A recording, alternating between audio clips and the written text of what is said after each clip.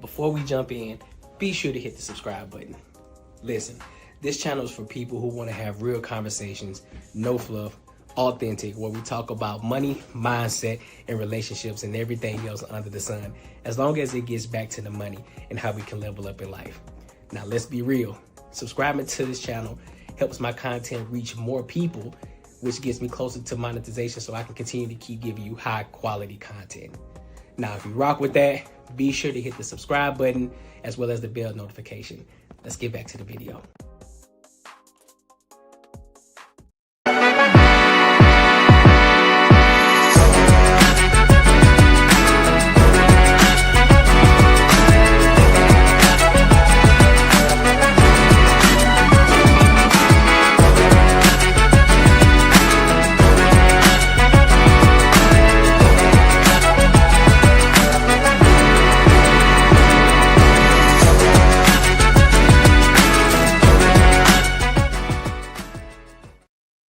What up, what up, what up? Welcome to another show, one of the dopest shows on YouTube where we talk about everything under the sun as long as we get back to the money, real conversations, and real solutions. I'm your host, Courtney Edgar.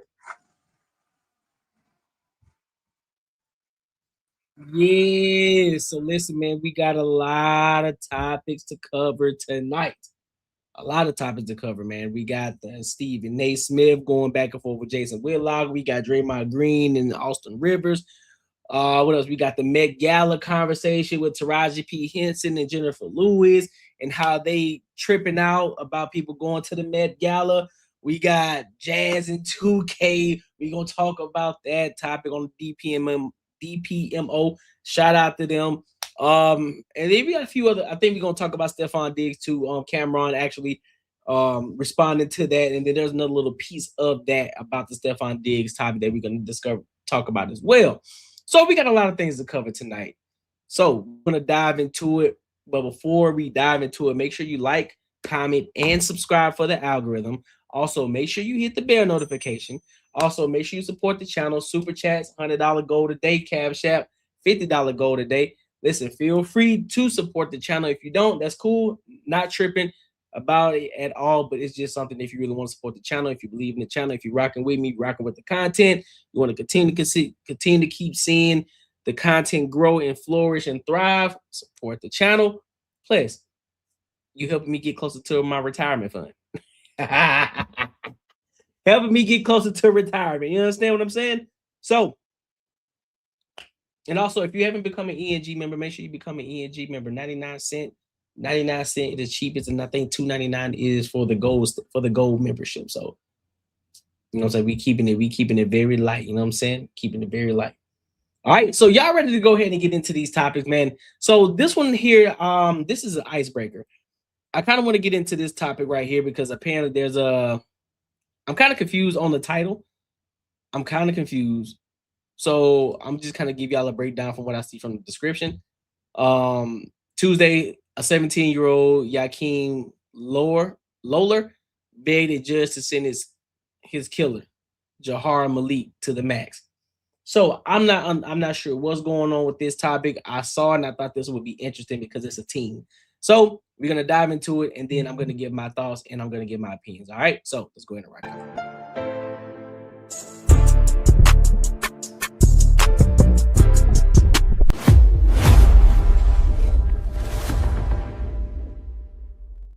Accused of stabbing and killing her ex-boyfriend. The victim's heartbroken family asking for justice as the defendant herself says she's sorry for what happened.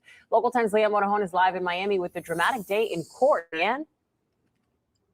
Nicole, the victim's family pulled no punches, telling the judge exactly how they felt about the investigation, the charges, and the sentence they'd like to see imposed in this case. The defendant herself was among several people who spoke on her behalf, but watch until the very end of this piece and you'll see exactly what she had to say for herself just moments ago. It will always be a fact that you are a murderer. You are a demon seed that your parents brought into this world to bring suffering on everybody else. Shame on them. Anger and grief laid bare in a Miami courtroom Tuesday as loved ones of 17-year-old Yakeem Lawler begged the judge to sentence his killer, Jahara Malik, to the max. I'm gonna stand up and honor my son and defend my son. I just wanted to be heard, man. I don't like the way this case was handled. We just want what my son deserves. His life matters. I do not want to leave here today, Your Honor, feeling like I lost my son all over again. Malik, now 18 years old, was Lawler's ex-girlfriend. The incident happened back in December of 2024. She pleaded guilty in March to charges of manslaughter and carrying a concealed weapon. Her sentence is left solely up to the judge to decide.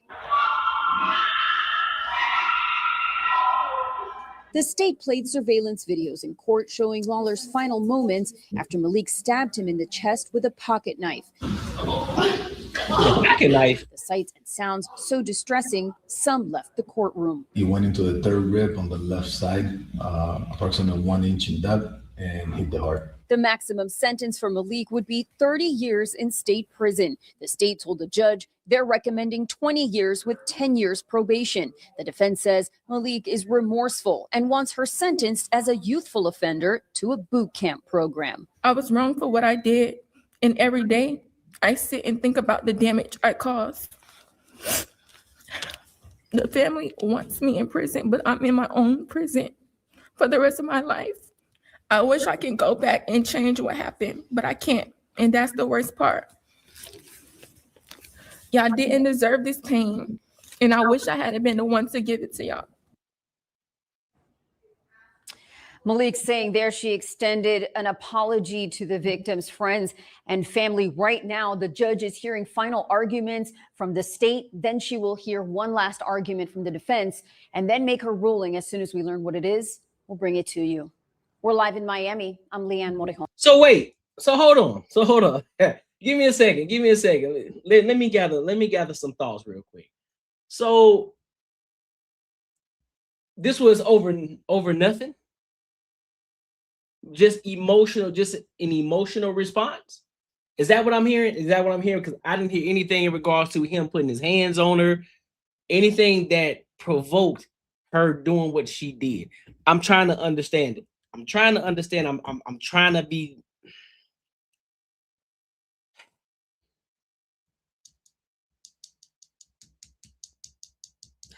be objective here. But I'm not here. So what I'm getting from this topic and the only information that I got so far and what I'm getting from this is they probably got into a little argument. She got an attitude or some shit popped off, so she got emotional. She let her emotions get the best of her. And then she ended up doing some damage that caused permanent damage. And now she's gonna have to suffer for the rest of her life. That's what I'm getting from this. Bro, what is up with y'all getting so angry to the point that y'all fuck up somebody else's life and your own, dog? There is nothing that fucking serious, bro. Let's be 110% honest. There's nothing that serious, bro. Unless if you're talking about harming a child, if you a PDF file, that's a whole different ball game.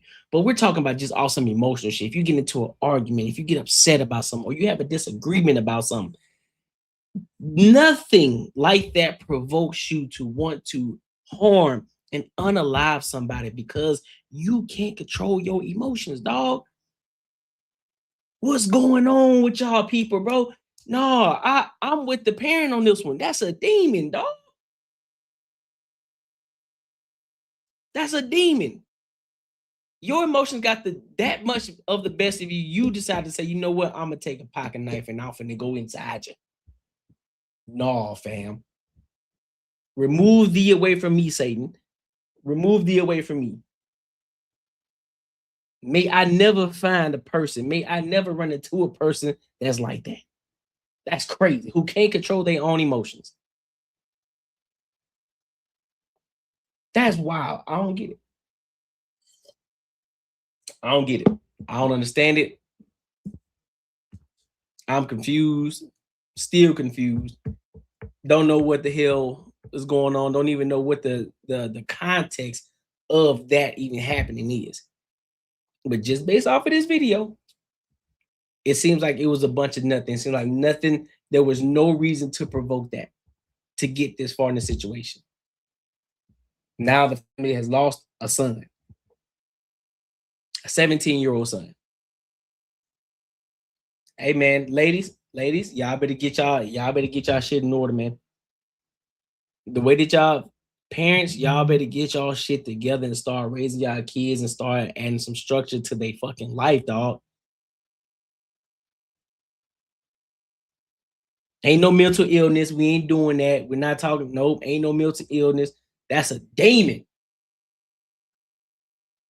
It's a demon, which is crazy.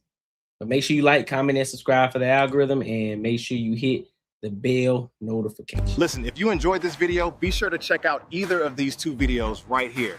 And make sure you share this post with your friends and your family.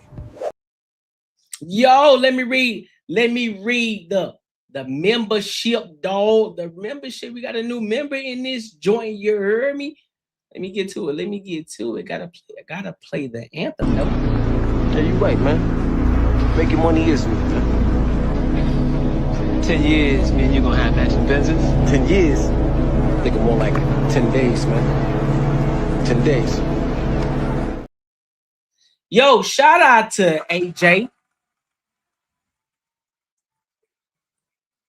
Shout out to AJ Sent 480 for becoming a member of the ENG community. For those of you who don't know what the ENG community is, it is the earned, not given community. And it speaks for itself. There's no explaining. There's no need to explain what that means because you know exactly what it means. You know what I'm saying?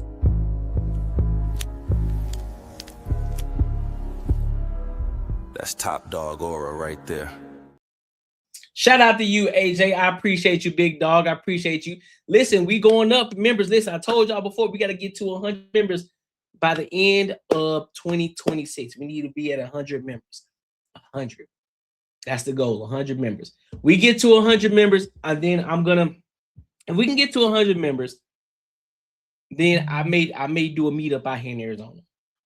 I may put together a meetup out here in Arizona, an ENG member meetup. What y'all think about that? Why my head crooked?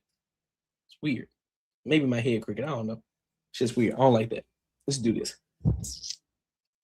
That should look weird, don't it? All right, so let's go to this next topic. I'm gonna go to this next topic. We're still talking about parents and children because this was another little icebreaker that I want to talk about. I was supposed to talk about it yesterday on the Banter and Barter, but we just didn't get to it. How come I can't see? Let's do it. Fukari Ferry, she said, let's do it. Hey, I'm with it. You with it, Fukari Ferry? Yeah, I'm with it too. I actually want to have a meetup. I actually want to do a meetup. I think it'd be pretty dope. You know what I'm saying? Is my head crooked, bro? Yeah, it is crooked. Why is it crooked? That's so weird. Stupid. So dumb. But let's go ahead and get into this. Let's go ahead and get into this next topic, man. So there's this shorty. It's weird. I don't like the way this hat look. I don't like the way it's looking. You help organize. Oh, I'm with that. I'm with that. Yeah, I'm with that. Where at the Scottsdale area? Yo, why does it look so weird? I don't know why it's throwing me off. It really is throwing me off. Is it because it looks weird like that? Okay, whatever, man. We just gonna rock it out. We just gonna rock out how we gonna rock out. So yeah, there's this lady, and she's saying that she would never allow her child. She'll never allow her child to be around kids on phones who play on Roblox, and she explains exactly why. Be cool, my head's fine. All right, say less. Say less, AJ. I got you, big dog. So let's go ahead and get into this topic, and we're gonna give our thoughts and opinions on it. All right? So it's gonna rock out. You raising overexposed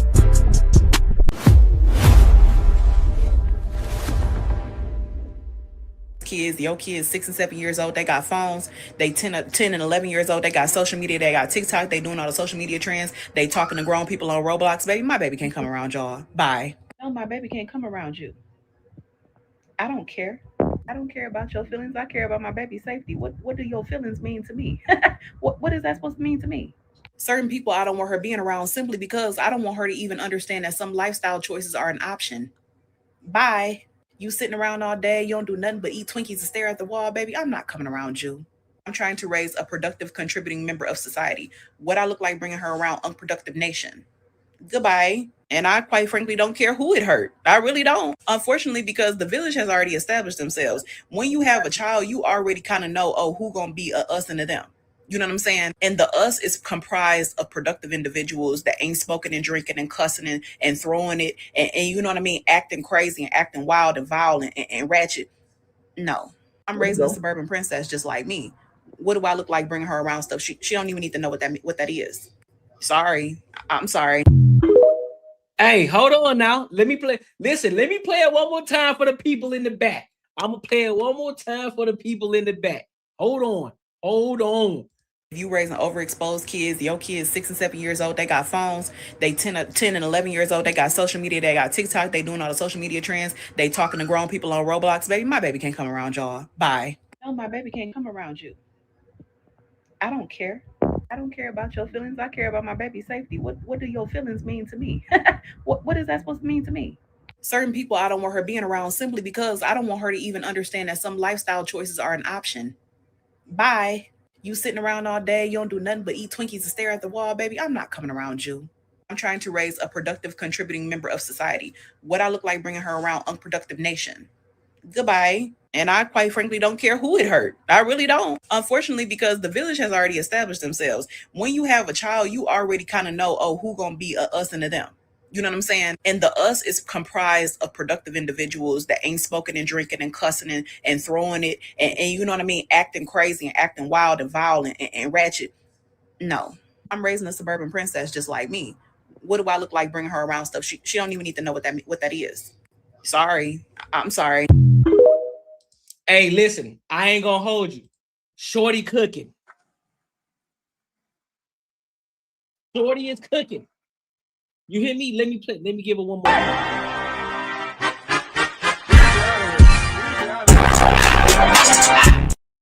Listen, Shorty is cooking. When I tell you she is cooking, I think we need to get back to that.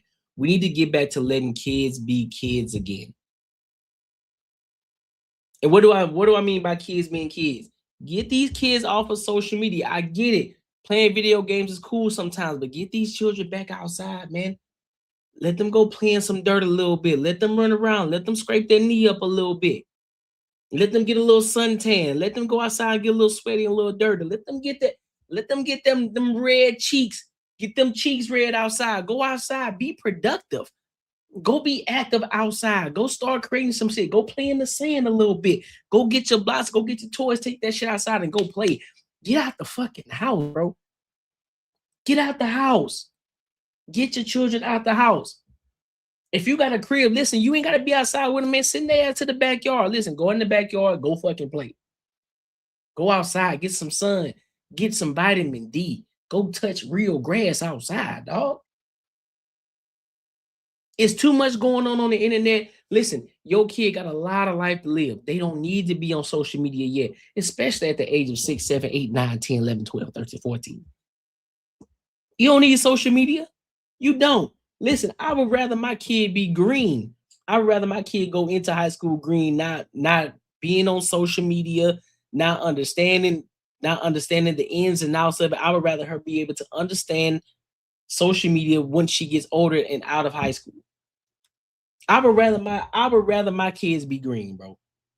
Still being able to still have the discernment to, understand and listen to their guts and understanding what's the right thing to do, what's the wrong thing to do in order to remove themselves from the degenerates. That's a fact. And no, it doesn't take social media for them to experience that. No, it's just what you teach and the foundation that you teach them. They learn from you first. They learn from you as the parent first. So if you're allowing TikTok, if you're allowing your iPads, if you're allowing YouTube, if you're allowing Instagram, all of these different platforms to raise your child, man, you're doing it wrong, dog. I get it. I get it. You just want to break from them from a minute. That's cool. That's cool. I get it. I understand it. And if you're going to allow them to use the iPad, Make them only use something educational that's going to help them develop their brains. Not just watching just random mindless shit. Like, okay, if you're gonna be on the iPad, guess what? You got 30 minutes and it's gonna be some education. It's not gonna be some bullshit. After the 30 minutes, put that motherfucker down, go do something. That's it. You get 30 minutes with that joint. What's wrong with that? You're learning, you on the iPad, you on that bit for 30 minutes. Guess what? And it's only educational stuff that you're gonna watch. And I think parents need to get more involved with their children and paying attention to what their children are actually doing. What they are watching, who the fuck they are talking to. Y'all need to get more involved, dog. Real talk. Pay more attention. Be nosy like you're supposed to. Y'all know a lot of y'all be nosy about what your girl doing in her DMs and what your man doing in his DMs. What bitch he talking to, what nigga he talking to. But guess what? Y'all ain't doing that to y'all kids though. Y'all just letting y'all kids mosey on all around the house. Do whatever they want to do. Doing TikTok videos. All of that shit. No, nope, ain't happening. You lying to me. I applaud. What's her name? Taylor Candace _ I applaud her. And we need more people. We need more parents like that, putting their foot down and actually getting really involved. More mothers, more fathers getting involved in their children's lives. And start protecting our children from these demons out here in these streets. And stop letting these platforms raise your children. Facts. You know what I'm saying? You feel me? You feel what I'm saying, AJ? So that's a good mom. 100 kids don't need another friend. They need parents. That's a fact. And that's another big thing too, AJ. Parents, stop trying to be your kid's friend. You ain't their friend. You are not their friend. You are a parent. You are the adult. You're supposed to be the responsible one. Teaching them the ins and outs of life. Guiding them. Making sure that they make it. Giving them the tools that they need in order to operate in life and to do better than what you did. In order to continue the legacy. In order to continue the growth. So they can be contributing members of society and do 10 times better than what you did. So you're supposed to be giving them the foundation. And then, of course, along that ride, because they have that solid foundation that you taught them, they can take that and then implement it in their lives, as well as them learning things from other individuals and putting themselves in the right circles. So that way they can continue to grow and then be productive members.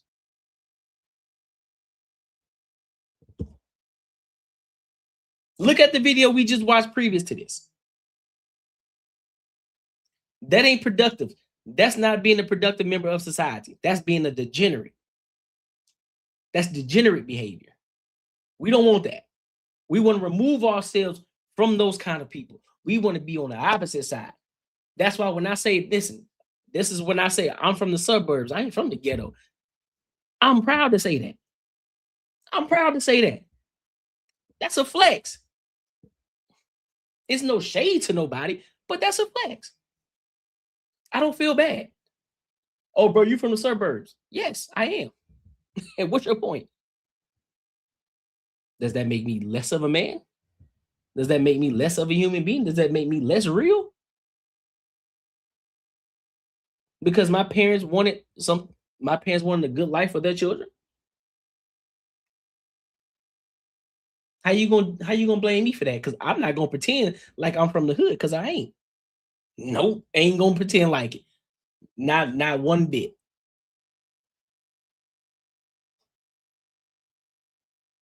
So yeah, bro. Like we need more parents like this. Parents need to do better. Parents need to do better. But make sure you like, comment, and subscribe for the algorithm, and make sure you hit the bell notification. You know what I'm saying? You feel me? Listen, if you enjoyed this video, be sure to check out either of these two videos right here. And make sure you share this post with your friends and your family. All right, so I want to go to let's go ahead and get into this Met Gala shit. Let's get into this Met Gala. I want to go ahead and dive into it. So I don't know how. See, that's the Breakfast Club. I don't know if I can show the video, so I'm gonna allow y'all to listen to it, and then I can play a different video. I can play because I got multiple things I'm gonna play first. So let me do this. I'm gonna read this. I'm gonna read this article. Then I'm gonna play a version of the Breakfast Club, and then I'm gonna play a video of Jennifer Lewis, and then we'll give our thoughts and opinions on it. All right. So we'll just rock out like that.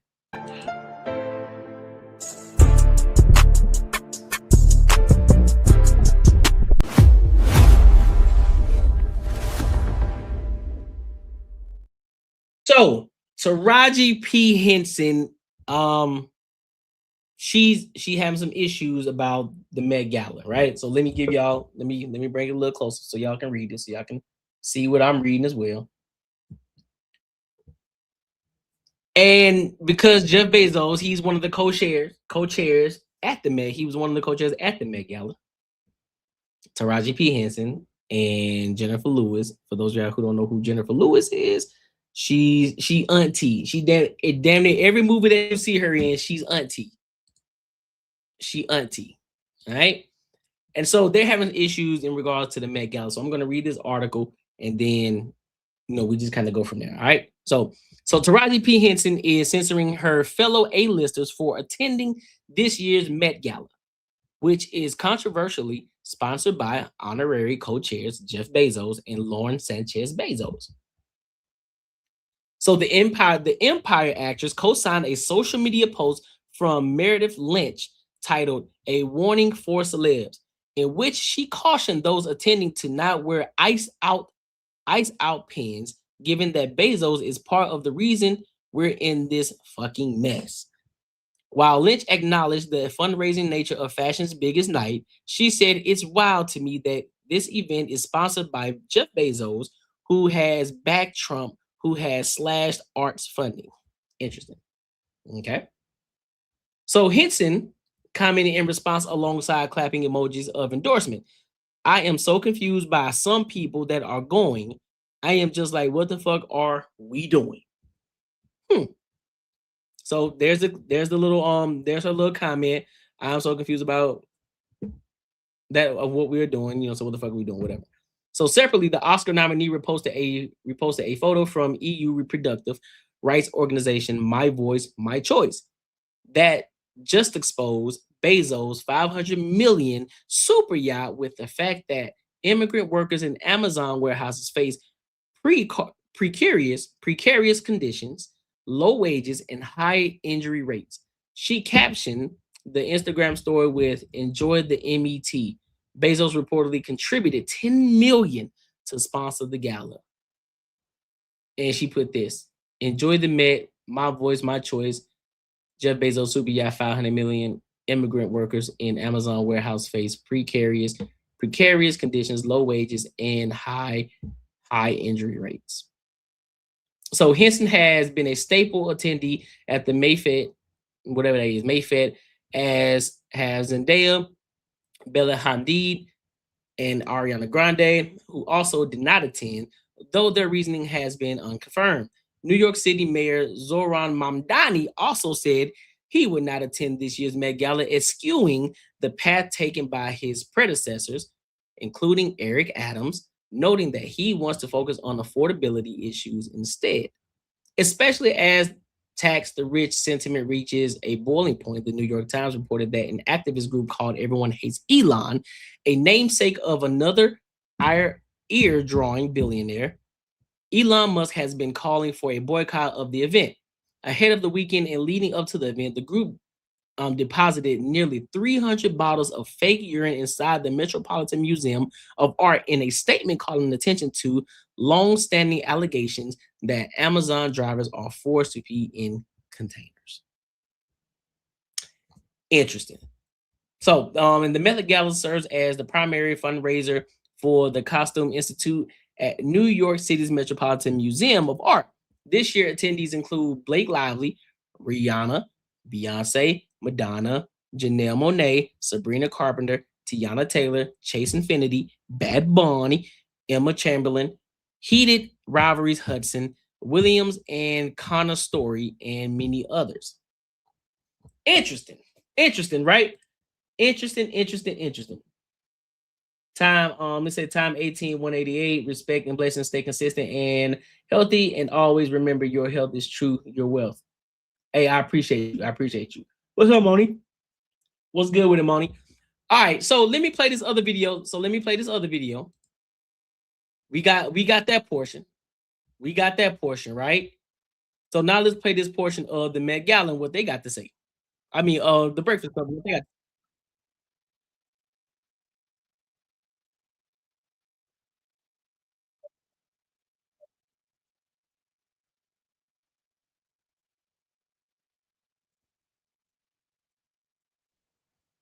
Oh, I'm sorry. I'm bad.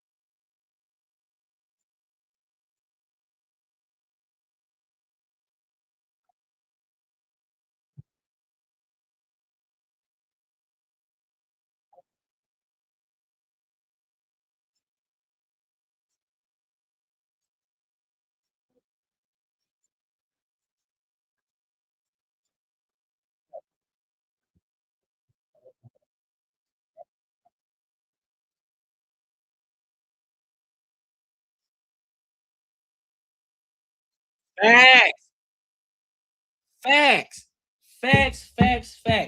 That's the point I wanted to get to. And I'm gonna play the rest of it later in a minute. That's the point that I'm getting to. People pick and choose when they want to be upset. People pick and choose when they want to be in the uproar. None of that shit is consistent. That's why nobody don't listen to these type. That's why people ain't listening to these fucking celebrities anymore, bro. They pick and choose when to talk about shit. They pick and choose when to be when to be angry. I guarantee you, Taraji P. Henson would not be talking that talk if she was getting the deals and the money that she was claiming and hyping and hollering about. I guarantee you she wouldn't be talking about it. I guarantee you. If she was getting the type of money that she was screaming about, that she was crying about, I guarantee you she would not be up there talking. Her ass would have been right there at the Met Gala. All that shit sound good, bro. And at the same time, these are the same individuals who crying about people paying them more. So you, first of all, you want the big dog to do something, right? You want the Jeff Bezos. Okay, you make 500 million. Okay, and what? That's his fucking money. That's his money. You can't tell somebody or dictate what somebody needs to do with their money. We got so much money. You got a super yacht, and we got people over here struggling. And that's his problem. Why? No, real shit. If we're gonna have a conversation, let's have a conversation. Why is that his problem?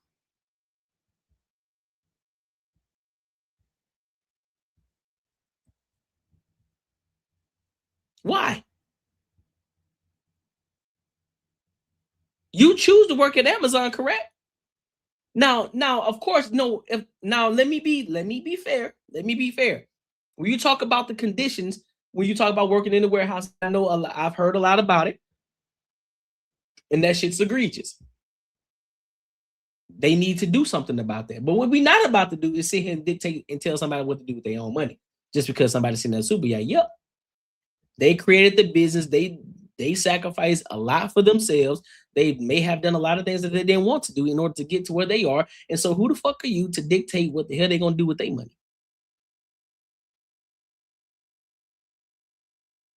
Can you answer that for me? Yet half y'all still going to be using Amazon. These very same people that y'all are crying about, that y'all say, oh, these niggas in the Epstein files, all these people that y'all claim to hate, guess what? Y'all still supporting them some way, somehow. You still buying their products, still wearing their clothes, still driving their vehicles, still using their makeup products. And yet you over here crying.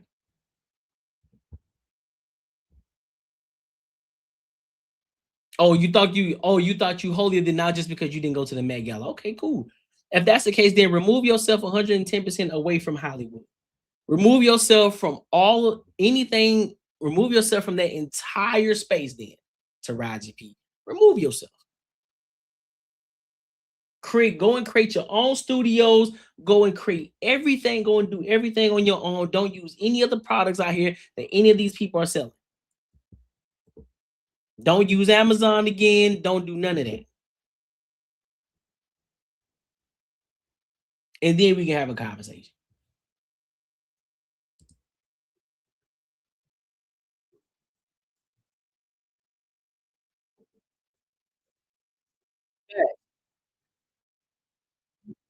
Yeah.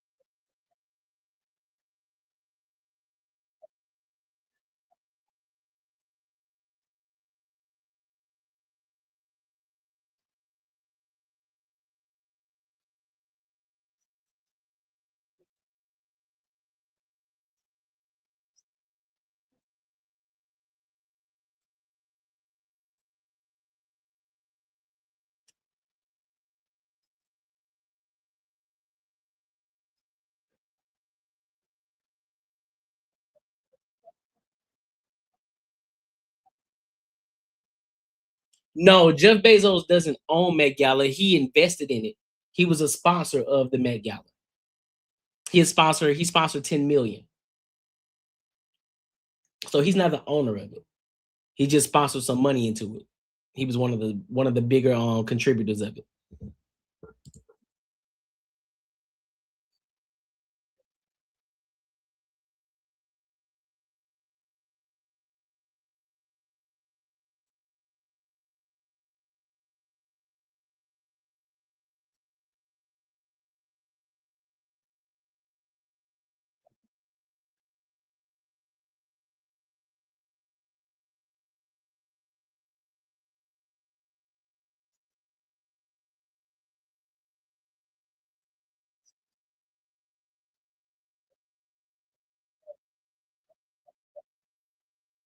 That's what I'm saying.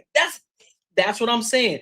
You got all this energy. You have all this energy for Jeff Bezos and talking about people going to the Met Gala. What are you doing, Taraji? What are y'all doing? What charity are y'all putting together? And y'all are raising $40 million for different Black communities or Black museums or anything Black, since y'all so pro-Black, right? What are y'all doing?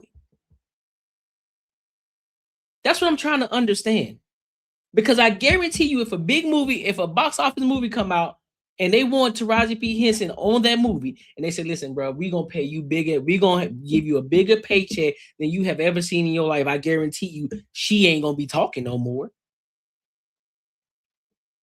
If her money on the line, I guarantee you, she going to get real quiet. It's fake outrage, dog. It's fake outrage to me. That's what I'm saying. You said she don't have a nickel in that quarter. Now, I ain't here to count her pockets or nothing, but I'm saying though, if this is such a big deal, if anything, this is what pisses me off, dog. If you got so much smoke for these individuals, a great caveat would have been, well, you know what? We're raising charity for X, Y, and Z. Matter of fact, let me see something.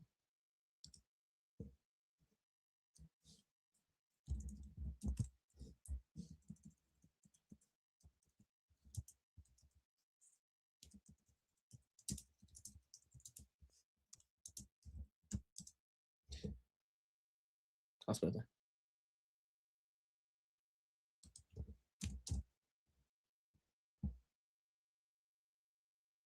So you got in New York, right? Because that's where the Met Gala is held, right? It's in New York. So you have the African Burial Ground National Monument, so which is located in Lower Manhattan. This six-figure memorial honors the largest unearthed burial ground in North America for both free and enslaved African descendants. Right? It contains the remains of over 419 Africans from the 17th and 18th centuries, reflecting the city's deep roots in slavery and resistance. Right? You got the Caribbean Cultural Center African Diaspora Institute, situated at 120E 125th Street in Harlem, CCADI, which is what the Caribbean Cultural Center African Diaspora Institute, is a multidisciplinary hub preserving the cultures of the global African diaspora. It features 3 art galleries, year-round exhibits, performances, and educational programs with artists like Dizzy Gillespie, Celia Cruz, and A Tribe Called Quest having been featured. Right? You can invest in that. You can put all your money towards these things. The Louis Armstrong House Museum, right? That's right there over there, right over there in Queens. The Studio Museum in Harlem. You can invest in that. Apollo Theater. You can invest in that. Brooklyn Museum. You can invest in that. And other notable sites. There's so many other notable sites in that area. Why aren't you putting together and getting the fundraiser together to invest in any one of these museums? Create your own shit. Why y'all always asking for other people's money? Y'all act like, bro, y'all acting just like these people out here who telling the government, y'all acting just like the Democrats. Y'all want to take everybody's money, but y'all don't want to go and get the money for y'all fucking self. You want to take everybody else's money. You want to ask for everybody. You want to ask for a handout, but you ain't going out there to get it yourself. And you got all the opportunity in the world to do it. That shit's crazy to me, dog.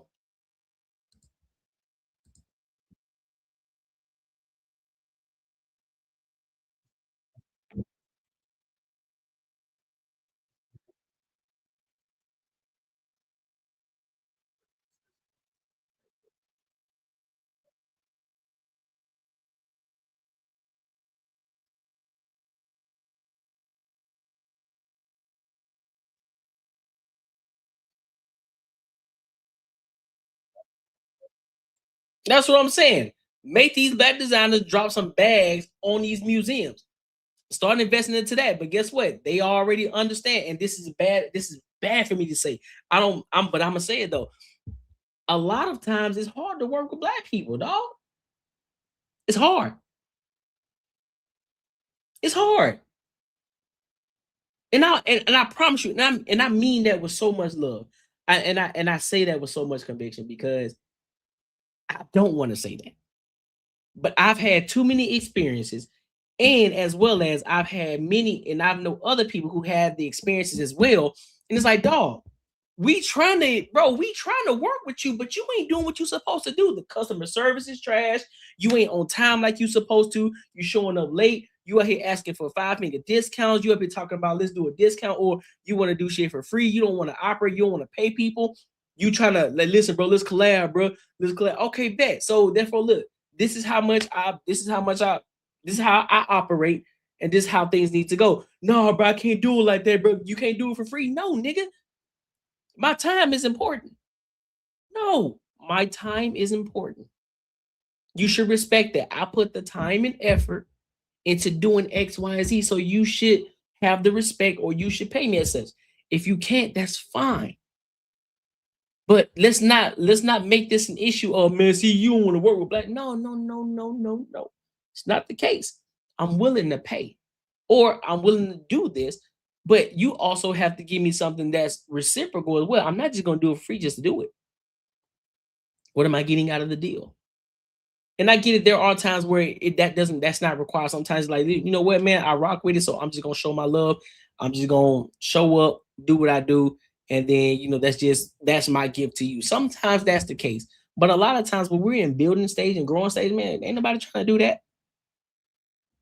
But at the end of the day, you still need to operate and move like a business. Just because you may be an individual, that don't mean that you get to move around different. No, you need to operate like a business, operate and move yourself like a business. Simple as that. But it's hard though. It's hard. And the thing is, stereotypes are earned, they're not given. Stereotypes are earned, not given. So nobody's just saying shit just to bash, because there are great businesses out here that are owned by Black people. There are great businesses out here. And there should be more. But guess what? You got too many people asking for handouts, too many people want discounts. Nobody wants to do the work. Nobody wants to do customer service because their ego gets in the way. They want the white man to go and do something for them. They want everybody else to do something for them instead of them. Actually, you know what? Let's get some real shit. Let's get some people together. Let's get this rack of money up. Let's go invest over here in this area. Let's go invest where it's important, because we're so pro-Black, right? So pro-Black. Well, let's take this money and put it into over here so we can build this shit up and make this something big too. Oh, y'all talking about the Met Gala? Now, fuck that. Let's take that money over here. Let's put that money over here. Let's take all of these artists, all of these designers. Let's take them over here. Let's take them over here. It's gonna start off small. It's gonna start small first, just like anything else. Just like the Met Gala, it started off small and then it became something huge. You do the same thing over here. You start investing. Then over time, it becomes something that you need to be at. And then the who's who is going to be there. That's how it works. But y'all don't want to do that because y'all too busy complaining about people going to the Met Gala. It's crazy. Bless me. Where we at? Where's she at? Man, did I miss it? Oh, there she is. Let's go to this. I hadn't seen any of it. I had been running around all day. And then my girlfriend called and said, Jennifer, they showed up anyway. I said, but they cut nearly 30,000 jobs and gutted the Washington Post. They showed up anyway, posturing and posing, hoping to be the most.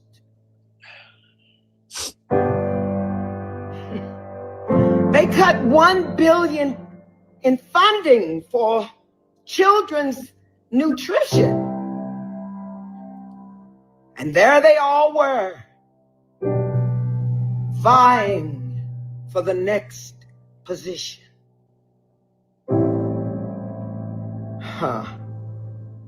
We're at war. And so many people are dying. I said to my girlfriend, tell me you're lying.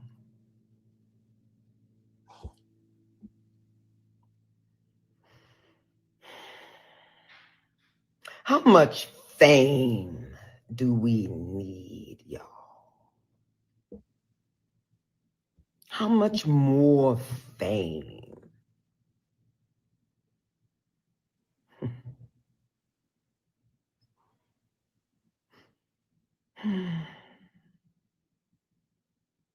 Wow. And the thing is, I love Jennifer Lewis as an actor. I do. But fuck, man. Y'all be pissing me off, dog. Why aren't y'all taking the same energy and talking about the things that y'all are doing? Let's be real. If you're truly doing something, why aren't you taking the same shit that you're doing, right? The same shit that you're doing. Why aren't you taking this energy and putting it towards something that's actually beneficial? You talking about, oh, they've taken 33, they've cut 33,000 jobs. Doo-doo. They've taken funding away from the children. Doo-doo. How much fame does one actually need? Bunch of bullshit. What are you doing? What money are you investing? Talk about that. Talk about what you're doing. How about we do that? Use your fame, use your visibility to take and talk about what it is that you're doing, the things that you're investing in, and to get people over there to say, listen, these are the things that I am investing in. This is where I am putting my money because I believe that this is important for the children or for the people who are losing their jobs or for the people who got their jobs cut. Y'all worrying about somebody else and the reasoning as to why they're at the Met Gala. Because y'all believe y'all holier than thou just because you're speaking on it. Oh, we're at war. Yeah. Yeah. This ain't the first time either. Just like when 9/11 happened, guess what? Y'all was still doing the same shit. Y'all was working, going to work every day. You was doing movies, showing up to the movies, doing your job like you were supposed to do, while other people was at war. What are we talking about, man? What are we talking about? It's fake rage, dog.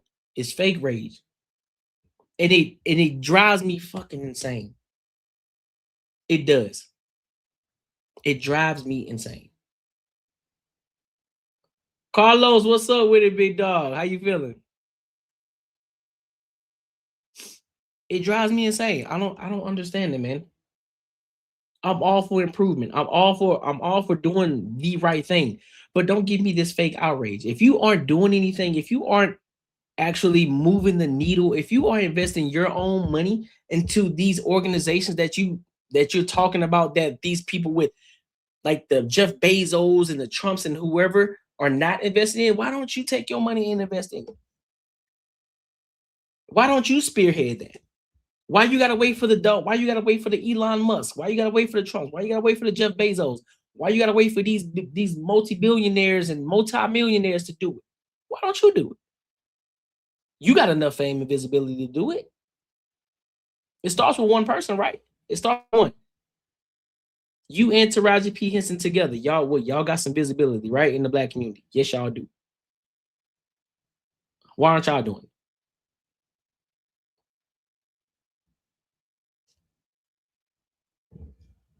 Guess we're gonna know, huh? But make sure y'all like, comment, and subscribe for the algorithm. Make sure y'all hit the bell notification. Listen, if you enjoyed this video, be sure to check out either of these two videos right here. And make sure you share this post with your friends and your family. Yes, sir. Yes, sir. Yes, sir. Hey, man, make sure y'all support the channel too. Super chat goal, $100, cash out goal, $50. Make sure y'all tap in. Do me a favor. Give me a second real quick. And then I'll take me a brief little intermission right fast. You heard? I'll be right back, y'all. Give me a second. Give me a second. Gotta grab something.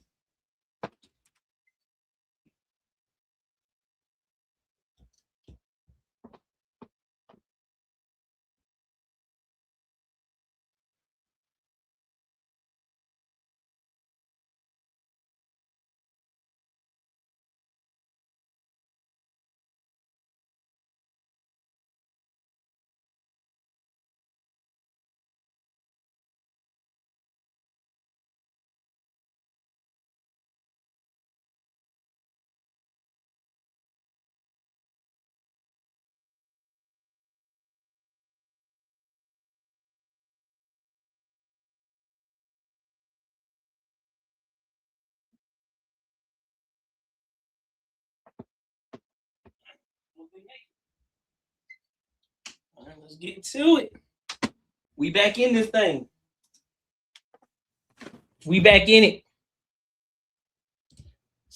We back in it. Carlos' mama. What up, Carlos? What up, Carlos' mama?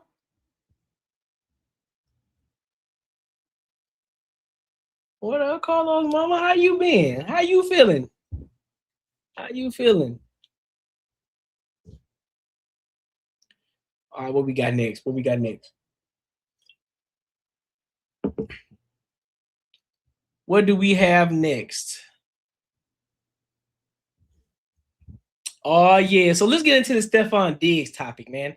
Let's get into the Stephon Diggs. I'm not going to, well, I mean, I guess you could say I'm not going to spend a lot of time on it, but we're going to spend a little bit of time on it because Cam, you know what I'm saying, from the Revolt, he had some things to say. And then there's another lady. She has some things to say about it too. So I'm going to play Should I play her video first? Or should I play his? Let's play Cam's first, and then we'll play this other shorty's. Her name is Casey Smith. We'll play her video next. All right. So let's go ahead and rock out. You know what I mean? Pretty girl to me.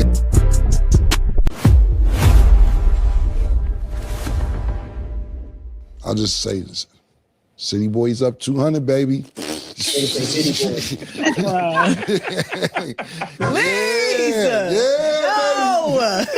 He up 200, baby. Get him, Steph. What they talking about, You guys? consider yourself a city boy? I'm from the city. No, I know from the city, but that's like a different way to move, like city boy. Do you consider yourself that? I don't know what your version of city boy is, because you're a country girl to me. I'm from the city. Then City Boys up. Is Stephon Diggs City Boys? Yeah. Hey, City Boys up.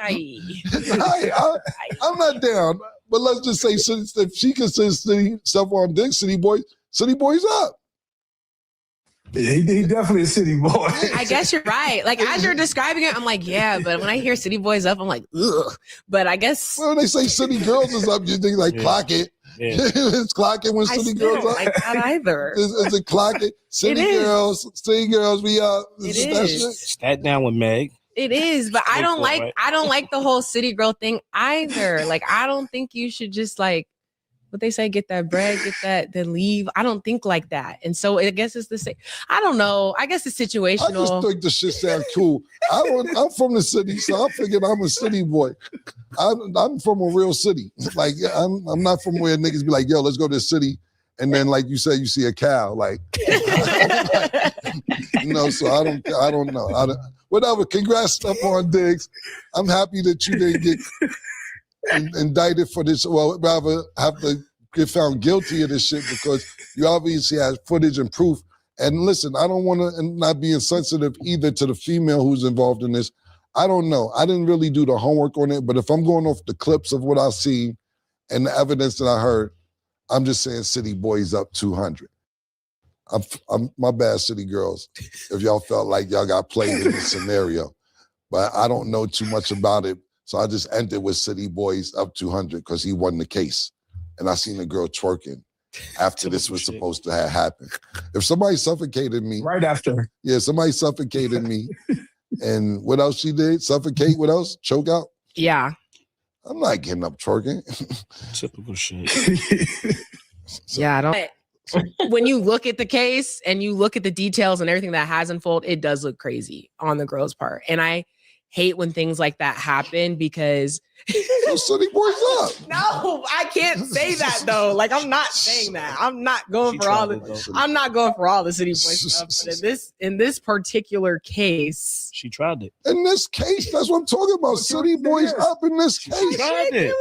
I can't. She tried it. You just said this city. You said it looks trifling. Like, the whole thing is crazy. I know. Like, and even her talking to. Just the whole thing looked crazy. I know Kim is. I ain't gonna hold you, bro. I ain't gonna hold you. That trial was wild as hell. Shorty came unprepared, dog. I don't understand it. You ain't got no evidence of nothing. No evidence. You basically incriminated yourself. You made yourself look more bad, and you were supposed to be the one that you were supposed to be the victim. He ended up looking like the victim more than anything. It's like, girl, that's what I just said, and I get it. I understand. I'm just not saying City Boys up, but I don't know. They was dating. He curved up, and then she said she wanted to be his chef, and she was seeing the other girls, and then you know how that go with women with their emotions. She got mad, and here we are. They were saying it looked like she regretted following through with the whole thing because she didn't think it wasn't going to get that far. Oh, see, you're not explaining that. That's his old. That's what social media says. I'm saying that's his old girl first before his chef. They're saying they were messing around. Yes. Hey, City Boys up 1,000. Yo, matter of fact, I don't want to. That's what happened. They started messing. Listen, bro. He pulled up in her DMs. Everything was smooth. They kicked it. He'd have busted down a few times. And then he's like, oh shit, you cook too? Bad. So now he's like, shit, I got a 2-for-1 special. I get to bust you down and you can cook for me with no strings attached. Say less. Let me go ahead. Listen, I'm gonna pay you 2 bands a month. I mean, 2 bands a week. 2 bands a week. $8,000 a month. But that should be like 64,000. What? Not 64. $84,000 a year. No, 82,000.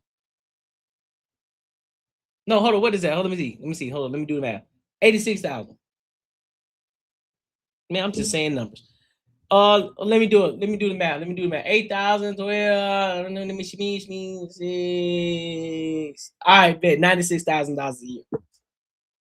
$96,000 a year. You know what I'm saying? That's crazy. That's crazy. Don't fuck you no more. Just be my chef. Yeah, it was one of those. And yo, and handle all these bitches that's gonna be coming through. And you know how that. Hey yo, Cardi coming over. You know what she like? Mm-hmm. Taco Tuesday, nigga. Fix it up. They getting bags and shoes, and she's not getting none. Yeah, you getting paid to cook. Yeah, she doesn't like that. Yo, nigga smothered me. Yeah, nah, he choked me. Yeah, chill. And on top of that, guess what? She thought she was the main one. She thought she had the main vein, and thought that he wasn't gonna be fucking around with nobody else. And guess what? That shit went left. That's what happened, dog. And so she's like, "Oh, so you gonna do me like that? You just gonna be busting me down, and then you gonna be paying me $2,000 a week, and then you gonna." Because I thought I was the only one. Shit, shorty, nobody never said we was exclusive. I hired you to cook for me, and I bust you down from time to time. See, ladies, y'all be fucking it up sometimes. Let me be real. Now, hold on. Before I be real with y'all, let me be with the fellas. Fellas, I get it, man. Y'all gonna do what y'all gonna do. When you start to get some money in your pocket, you know, you start to be like, oh shit, you know what I'm saying? I can touch shorty, you know what I'm saying? I can fuck with a little bit, let it in a little bit. But dog, y'all gotta be careful, bro.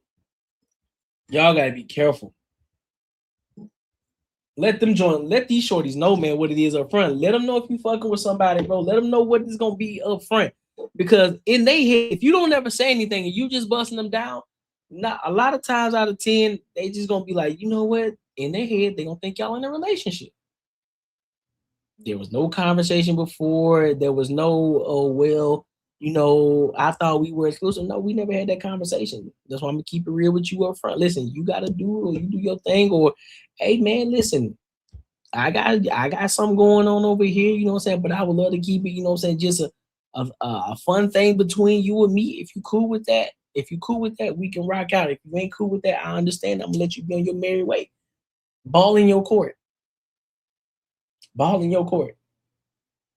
And be like, all I ask is you keep it P, you keep it G about what we got going on. Let's not do anything extra. We ain't gonna do nothing extra. I'm not gonna overstep any other bounds. Just understand the rules of engagement when you rocking with me. And if you're gonna engage with me, just understand the things that I got going on over here. You understand the things you got going on over there, and we keep it like that.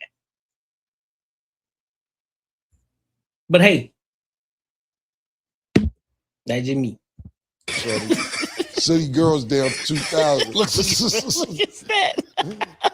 You get your money back for lawyer fees. Yeah, lawyer fees, 100%. Bitch ain't got no money. I think He ain't gonna do much. I think they should lock all women up who did that. But see, the whole thing is this is the thing about that, right? I thought about that too. Because some women admit they wrong after you in the middle of trial. She followed through with it. Now you should be able to press charges. Yeah, you should lock her up. So yeah. I agree. Now let me press charges on you. But some women will be like, yo, I was lying, this, that, third. If you do that, some of these women that get a guilty conscience in the middle will be like, nah, it's not worth going to jail. But I do think it should be a penalty for you trying to get me put in jail, that I could put you in jail. Yes. Mm-hmm. I think so too. I think if they start to implement some sort of law where a woman, you know, they falsely accuse a man of doing something, assault, rape, or anything like that, I do believe and think that there needs to be some sort of law that if a woman gets caught lying, there needs to be some sort of penalty. You can't just get off scot-free. You can't. Because then you're gonna have a lot more women that you're gonna get more strategic with it, that you're gonna find a better way to frame it and angle it so that way they can get either money up out of you or get your ass into jail. There needs to be something. Because there have been too many cases. Because here's the thing. Because I know a lot of these women out here, they're like, oh, well, you just hate women. No, this ain't about hate women. This is about actually protecting women. And here's why. Here's why I say that. Think about the women who are actually out here being assaulted and abused. Think about the women who are actually going through the shit that y'all trying to falsely accuse another man of doing, right? When those women go, or when these women try to go into the police station, they look at them crazy. Why? Because there have been many cases where these women have lied. And so they don't believe that the police officers are going to believe them. That's why a lot of them don't go in and they don't report shit. Because the real thing is we want to get the people who are actually doing the shit. The people who are actually out here harming women. Those are the ones we need to get off the street. But it's hard because a lot of y'all come in lying because you're emotional, because that dude was fucking with another chick and you got emotional because you thought you was the main one. You thought you was bigger than the program. You thought just because you thought your box was good enough that he wasn't gonna go and fuck nobody else. That's what you thought. That's what you thought. You thought just because he gave you a little opportunity, he took you on the trip. You know what I'm saying? You thought that was it, and you was gonna be the only one. Reality hit you, and now you upset. Now you feel embarrassed. Now you feeling played, but you already knew what it was. But now you're gonna go over here and try to. Now you're gonna go over here and try to lie on him and say that he manipulated me. He took advantage of me. Bullshit. You knew what you was getting into. You ain't dumb. You independent, right? So you should be smart enough to understand and have the discernment to know what's going on, or at least be able to observe what's going on. But you thought that you was hot shit, and you thought he was gonna change for you. Cap. And so y'all fuck it up for the women who are actually going through some real shit. And they're afraid to go to the police because they don't think the police are going to report it. They're afraid to go to the police to report it because they don't think the police are going to do anything. Because many people cried wolf. Let's fuck the fuck up. So let me ask you another question though. Do y'all think that all the freaky stuff that came out, since y'all saying his reputation was? So let me go to this other portion real quick. Let me go to this other part. And I did not expect to. So what happened this week with Stephon Diggs really pisses me off. And I did not expect to get this invested. I'll be honest. I got obsessed. I got locked into this trial. And what happened to him is a really big issue in the justice system. And I'm not even remotely exaggerating, because in this case, Mila Adams, who accused him of assault, heinous things, came into that courtroom with zero evidence. And I mean zero. I watched every single second. If there was a camera on in that courtroom, I was watching it. And she had absolutely nothing. This man lost endorsements. He's not on an NFL team right now. I can't imagine what's going on in his private life. And she took him to court for what? Because she wanted a payday? Because she was mad that he wasn't sleeping with her anymore? I don't know what the reason is, but what I do know is that in these situations where somebody comes in and accuses somebody of something really heinous with zero evidence, there should be consequences, because there are so many people who are telling the truth who don't get justice. And then in situations like this, and it was a spectacle, he's an NFL star, obviously is the father of Cardi B's child, so pop culture, all the things in the mix, and we're all paying attention to it, and it was a joke. Within 30 seconds of this woman's testimony, you could tell she was lying. And I just don't understand how these people can get away with it, because it's not like he needs her money. It's not like she can give him anything. His reputation's already taken a hit, and it was a joke. I mean, zero evidence. And it's bullshit. I'll be honest, it's bullshit. That's a fact. That's a fact. I agree with her 110%, man. And that's another thing too.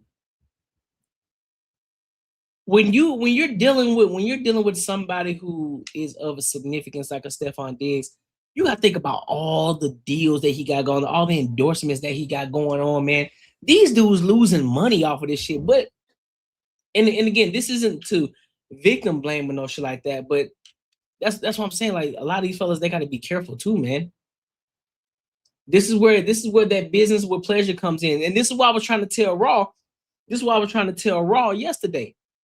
Cause he talking about, man, niggas be busting down the bitch with the they still be busting down these fat bitches. I'm not saying that they don't, but this is why I'm saying it's more like it's better if you go and get you a shorty that's not as attractive, strictly focused on the business, right? She come there to cook, that's all she doing. She ain't attractive, she ain't your type, none of that shit. She ain't your type, ain't none of that. Cause you talking about just doing some feminine shit, that's not always gonna turn every guy on, right? So go and get you one of them Sealy looking chicks, one of them Respucias, who know how to cook, who really good at cooking, who knows exactly what you need in regards to your nutrition in order for you to be the best version that you can be for yourself, and you keep it at that. And also, a lot of these women as well, they need to be professional, or you just hire you a dude, hire you a guy, completely remove yourself from the fact of you getting a woman, hire a guy, so that way you ain't gotta worry about nothing. He just focus strictly on your shit, strictly on your diet, and that's it. You keep it there, bro. So therefore, you know for sure you ain't gonna get caught up in no bullshit, man. Real talk. You ain't gonna get caught up in no bullshit. But at the end of the day, man, a lot of these women, they don't care, bro. They for self. She came in there being the dumb broad that she is, didn't understand how to operate business, talking about she going based off of what Buddy was saying. Oh, he said he was gonna pay me for my business. Where's the contract? Where did he state that in the contract? And where did he sign off saying that he would do that? Oh, you just going based off of his word. Sweetheart, that don't hold up in court.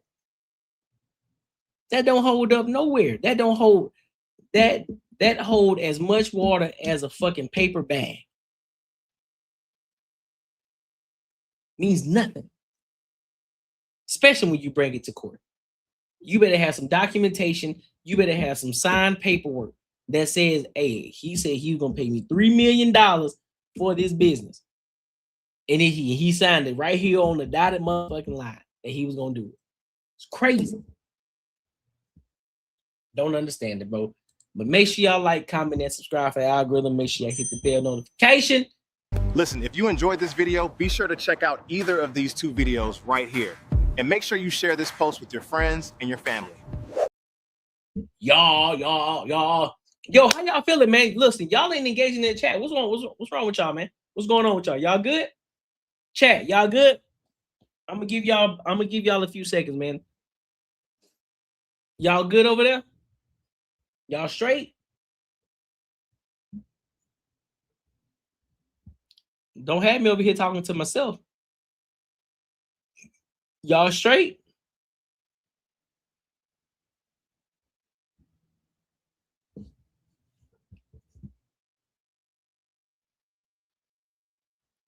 Let's see something real quick. Huh. Interesting. I just got in the house. Oh, you just got in the house? Okay. I got you. And had to make sure y'all were straight over there, man. Y'all got real quiet for a second. You got real quiet. I'm like, hold on now.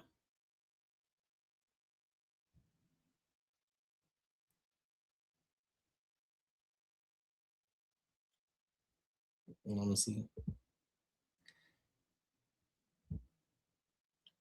Give me a second. Let me see.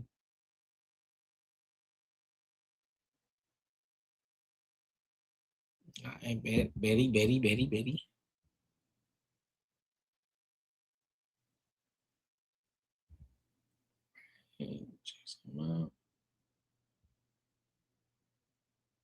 Nothing there.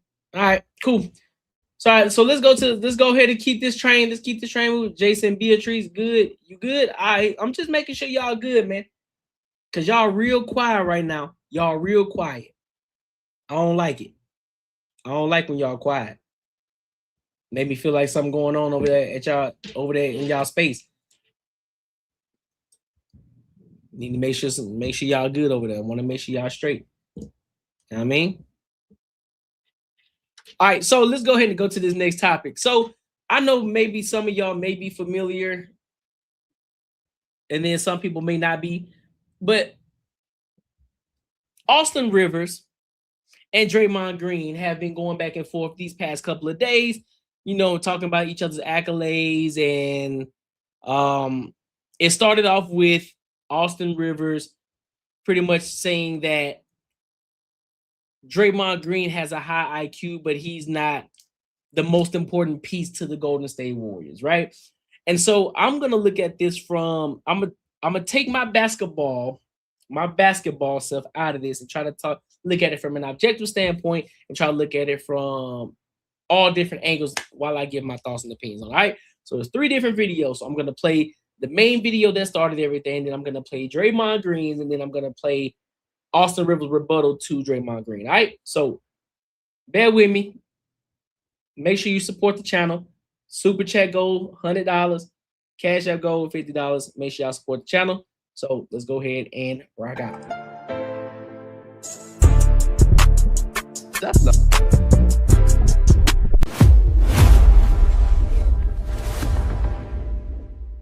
I'll leave you with this. Draymond Green on his podcast had this to say about his head coach, Steve Kerr. Oh, man, I knew this was coming. As much as he's done for me in basketball, a part of me think he's hindered me in my career and what I could have become. When KD came from 2016 on, I have not had a play in our playbook, not a single play that we run for me in our playbook. This is 2016. But if you're going to take one gripe and not be able to move past it for all the other things, then you're shallow as a person. That says more about you as a person than it does about Steve or whoever else in that instant. You got to take the good with the bad, man. Can he be right in both cases that he wasn't featured at all? But, I mean, how do you feature Draymond Green? Feature him doing what? I don't know. Feature him doing what? I'm trying to be fair to the context of this. It's ridiculous. It's ridiculous. It's utter ridiculous. And you know what's shocking?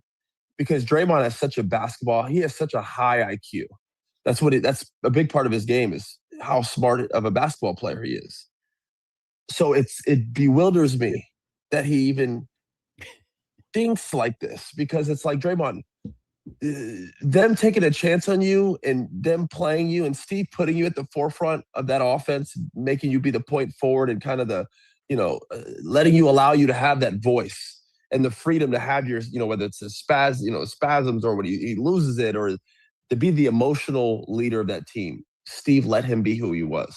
So to hear he was hindered, especially Draymond's never been an offensive score juggernaut. He's left open 80% of the game. No one guards him. And because he's such a high IQ player, he's been able to take that and be a free screener for Steph, Clay. He's been this enforcer. He does all these things defensively to dominate. I don't know what way he was hindered and why they would ever draw up plays for you to score. You were never a scorer. In fact, the teams would have loved it. If you were shooting, it'd be much better than Steph not, or Clay or Kevin not. It's just ludicrous. I don't even know where he got this from. If Draymond was on another team in the NBA, I don't know what his career would have looked like. He wouldn't be a Hall of Famer. No. And that's not a slight to Draymond, because he is in the Hall of Fame. So it's like, take the fact that the guy that helped you get there is the guy you're saying hindered you. I don't understand I don't get it. Dre, and I love Dre. I love his competitive. I love everything about Dre. We got drafted in the same class. He's too smart of a basketball player to genuinely think this. There's no way. He's just too good and too smart of a basketball player. All I know is Robert Horry was with us a couple of weeks ago. He said that he never had a play run for him. Now, that's one of the great clutch shooters in NBA history. And he said when he was with the Rockets, they never ran a play for him. He would have a legitimate gripe over Draymond. Because he's offensively more forward. Draymond was a facilitator and a guy that just affects the game in ways, half of which don't even show up on the stat sheet. Yep. Robert Horry was a guy who affects the game by putting the ball in the basket. Yeah. And hit big shots. So he has a legitimate, like you said, argument to be like, man, can I get a play call for me? Can I get like a pick and pop? Can I get some type of play, quick action, where I can get a 3 off? Draymond is a guy that you would never draw up a play to get a post up, because he's not a post up player. He doesn't have post skills to score. And he's not a player you would draw up a play to hit a 3 or get a shot, because he's never been a high shooting percentage 3-point shooter or scorer. So I'm confused on what he wants drawn up for him.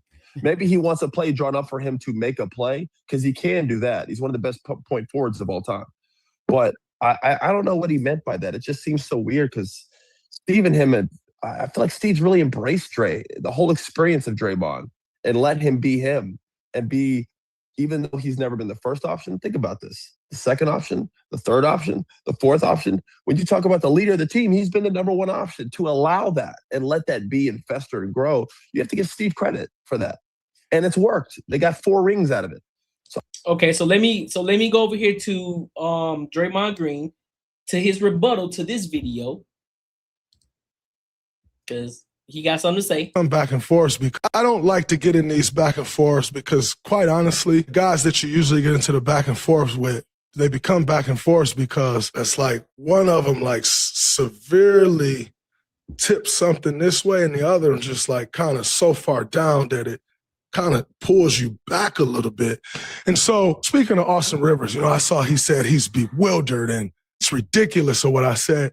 And I just find it interesting that a guy who was the 10th pick in my draft, I was 35, who's on his second act, still on act 1, he goes, Draymond, never been a scorer. Austin, you and I averaged the same amount of points in high school. And I say high school because that's when you were at your best. And then in college, he was still good. He was very featured at Duke because NBA careers, should he really talk about my NBA career? I'm still with my first team. He was gone from his first team in 2 years. The guy received the biggest bailout in U.S. history prior to President Trump bailing out the airlines when his dad gave him $42 million. And I tip my hat to Doc. I pray that I can give DJ $200 million or give Deuce $250 million. I pray that I can do that one day. I love how people just go take the 15 seconds that they want to take and make it a headline.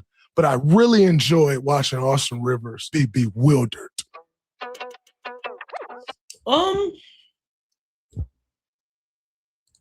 Okay, so I watched the video. We all watched the video, right? And I got another video to play after this, but I just want to kind of point something out here. Let's be 110% honest. No matter, there are certain things that you can view. So as a hooper, right? As a former hooper myself, collegiate hooper, never played overseas, never played in the NBA. There's this thing called the eye test. This thing called the eye test, right? You can see who the big dogs are and who the big dogs are not. I'm sorry. I am not on any level depending on Draymond Green to give me a bucket as a coach. I'm not. That's not what you're there for. Also, let me state this. I don't think it was a slight that what Austin Rivers said. I think it was more so us, dog. What you talking about? It's more of, let's be realistic here. It's not a slight at you, it's not a shot at you, but based off of what you're saying, I'm responding to it. It's not a slight, it's a, what are you talking about? Because of the fact that nobody looks to you to score. You are, let's be real, you are a role player. You're not the main guy. You never was one. You never would be the main guy. That's just how the cards were dealt. Luckily, they didn't need to trade you. They didn't need to. You are, let's be real, you are a vital piece.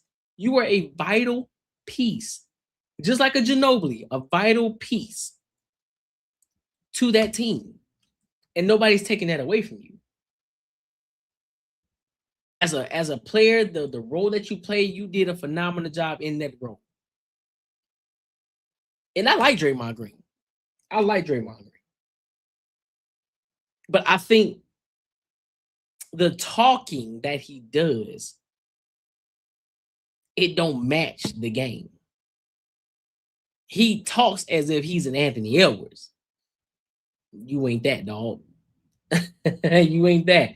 And we got to call a spade a spade. And that's not, it's not a slight at you. You are a Dennis Rodman. And to even be compared to a Dennis Rodman, that speaks volumes. Because Dennis Rodman was a key factor to the Detroit Pistons, the Spurs, and the Chicago Bulls.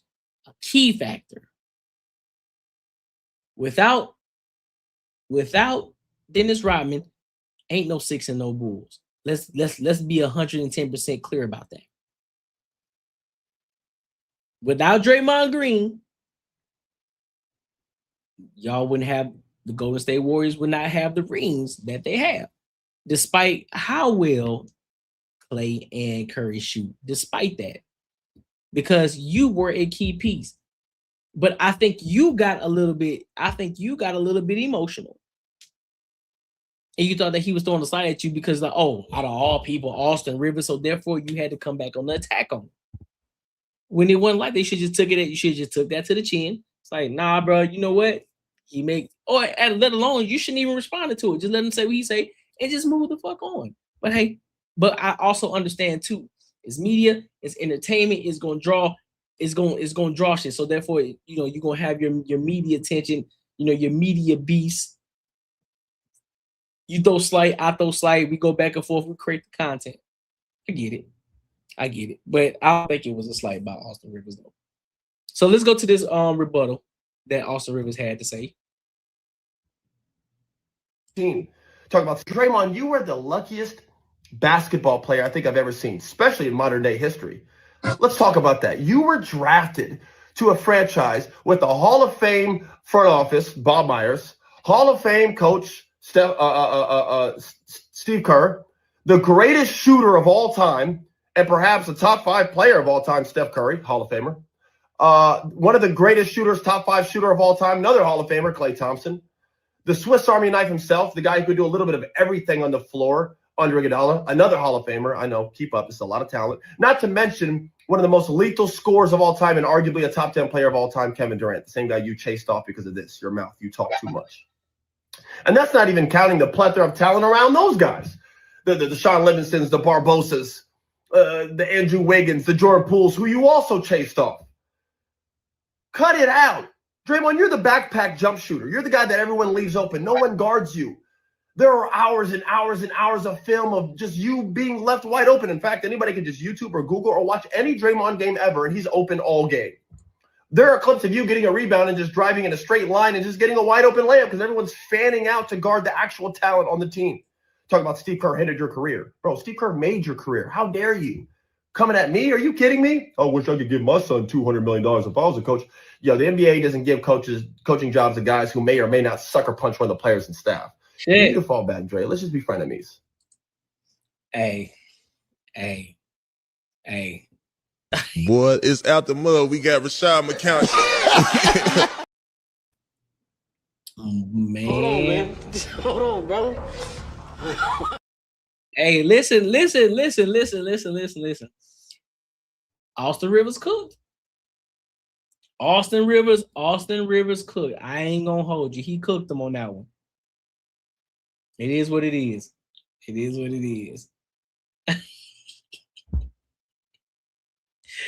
Make sure you like, comment, and subscribe for the algorithm. Make sure you hit the bell notification, man. I love this shit, bro. I love this content creation shit.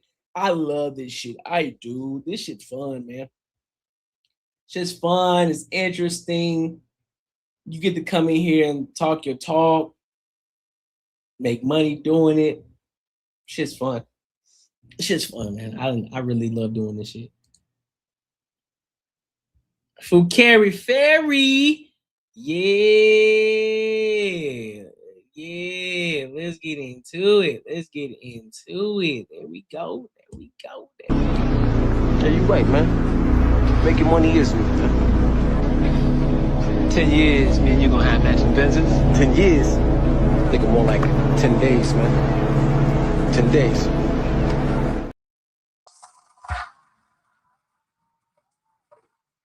Shout out to you, Fukari Ferry, for the membership. I appreciate you.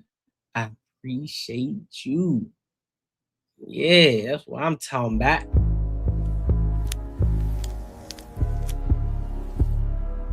That's top dog aura right there. Facts. I appreciate you. All right, so what we got next? What we got next? Dang, do we want to get into the Stephen A, or do we want to go? Let me see. What time is it? 1:30? Yeah, we got some time. Let's get to it.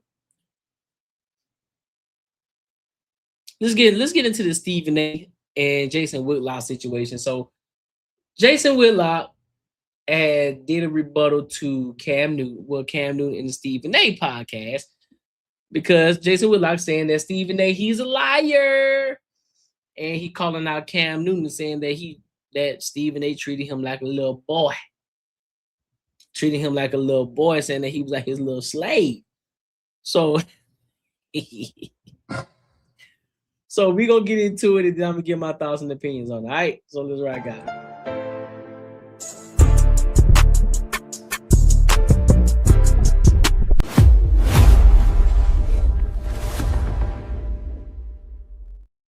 My mind. Cam, you should have called Jason, even though the D is silent. Peggy, you should have called me. No way. Y'all should have let Stephen A. Smith show up at Cam's home, Cam's studio, anywhere near Cam in Atlanta, and allow this 58-year-old delusional punk. I dare you. Let's talk issues. Talk to you the way he talked to you guys. And watch this when I play this clip. And Cam, it pains me to do this. You know I like you. I came on your show. I treated you with respect. We had our disagreements, but I did not treat you like you were beneath me. All right. What I'm saying to you is, with that being said, that you were some boy that I was punking. Stephen A. did that. And you said, yes, sir. Yes, sir. Yes, sir. And I was like, holy cow, play the clip. I am in no way saying you shouldn't have spoken to Whitlock. I don't care if anybody can talk to Whitlock all they want to. All I'm saying is that if you're gonna bring up my name, ask those questions. Yes, sir. That's it. Yes, sir. Nothing else. Yes, sir. Y'all caught that, right? Yes, sir. Yes, sir. Toby B. Good nigga from Massa. Good nigga. Maybe you think. Hold on, hold on, bro. Hold on, man. Hold on, bro. Jason, bro, chill. Listen, bro, that's a form of respect, dog. Cam Newton is what? 37, 38 years old, 39, I think. Stephen A. Smith, 50-something years old, 57 years old, man, going on 60. That's an elder to him. That's still his elder, dog. So yes, sir, that's just a form of respect. Don't be doing that, Jason Whitlock. You know better, bro. Don't be doing that shit. And plus, Cam Newton from the South, so he already gonna put that yes, sir, put that respect on his name. Yes, sir. So don't do that, bro. Don't do that. That's great advice from Stephen A. But Stephen A. does not tell any grown man who he can talk to, who he can't talk to. Yeah, Cam and you just sit there and nod your head, yes, sir, yes, sir. Yeah, Cam make that you want that paycheck from ESPN and First Take. I get it. If the man respected you, me and Cam Newton the same in any way, he 36. Y'all would have had that conversation off air, in private. Hey, Cam, this is what I expect you to do. But bring you on camera and doing that out in front of everybody. I gotta do more, man. He just He's 36, man. I gotta do more. Fuck that. I can't be 36. Me him the same age, and he out here killing it. Nah, fam. Fuck that. I gotta get these millions. Fuck that. Escalated you. What are you doing? If that's the stipulation, like, nah, man, I'm good. And look, maybe you're not good. Maybe you made a couple $100 million, you've blown through it. I don't know. But Lord have mercy, don't let Stephen A. do that to you, because now that licenses him to do what he did to you and Peggy moments later. Let's play the clip. Where's my man Peggy at? Because I want to look at him when I'm saying this shit too. Get over here, bro. I want to see you. I want to see you when I'm talking, because I want to look in one direction. Thank you, my brother. I appreciate that. How you doing, bud? Dog, Jason Whitlock is wrong. Just pointing. Jason, you wrong as fuck for this, bro. You wrong, dog. That ain't what this is, dog. At Peggy, a grown man with a wife. Get over here. Get over here. Yeah, I want to look at you when I'm talking to you. and then turned around later in the interview, I respect you. I'm saying to you and your man, who I respect, by the way, you know that. No, you don't. Liar! You don't respect Cam or Peggy. No way you put these grown men. I'm pretty sure Peggy just got married. He got a wife. Cam got kids out the yin yang. These guys have reputations and brands, and Stephen A is talking to them like they're children. From now on, everybody's going to start pulling their weight around here. Do you understand me? Cam is 6'5", 255 pounds, still in great football shape. I don't know what Peggy is, but I know what Stephen A. Smith is. A little punk that weighs about 170 pounds, stayed on the front porch as a kid, was ridiculed as a kid, and y'all letting him talk to y'all like he's Michael Corleone? He's directing you like a little pet animal. Come stand over here. What are y'all doing? And this is classic. This is the definition of Negro wrangling. And that's why I'm Jason Unchained today. The D is silent. There's one thing I don't like is a Negro wrangler. Bruh. Somebody who thinks it's their job to tell another black man what he should think and do when that black man ain't done a dang thing to harm anybody. Look, if Cam and Peggy had done something illegal, out of line, totally disrespectful, they asked a question of me. What's your beef with Stephen A. Smith? I answered the question somewhat reluctantly, but I answered the question. And now Stephen A., because he can't fight his own fights, is telling Cam Newton and Peggy how to fight for him. This is a punk. There's no other way around it. This is Steven from Django doing the bidding of Disney and Bob Iger and the people that cut his check. But I'm the bad guy. I'm this Negro wrangler, clear as day, but I'm the bad guy. Y'all got to be kidding me. Y'all got to be kidding me. Now, this next thing, we're now getting to the good part of this interview because Stephen A. starts getting defensive about the things that I've said about him, and he's appropriately Negro wrangled Cam Newton to just sit there and nod his head and yes sir, yes sir, yes sir. That dude's so stupid, and bro. So Cam is yes son, and he's been told that's his job. Now Stephen A. is in position to start unpacking his delusion. Listen to this. First of all, I had a shitty college career. Let's get that out the way. Cracked my kneecap in half pretty much as soon as I got there, it was over. I said on countless occasions, I had 17 straight three-pointers. I never did it before. I never did it since. I mean, damn. You know what I'm saying? What you want me to say? You know what I'm saying? Clearly, I didn't. I'm in the Hall of Fame for the CIAA. It clearly isn't because of basketball, because of my academics. It's because of what I've accomplished. You see what I'm saying? So if you grew up in Indiana or wherever it is that he grew up in, and you talking about what I did in New York 40 years ago, Cam don't have to know the facts to ask, how would you know that? Were you there? What did you see? You know, when you sit up there and say you did his research, yo, bro, why are you doing such research? Why are you riding him like that? I'm riding Stephen A. because he's a pathological liar. And he just unpacked some pathological lies right in front of Cam Newton. And if he hadn't Negro wrangled Cam first, Cam would be clear-eyed enough and clear-headed enough to go, well, how does he know?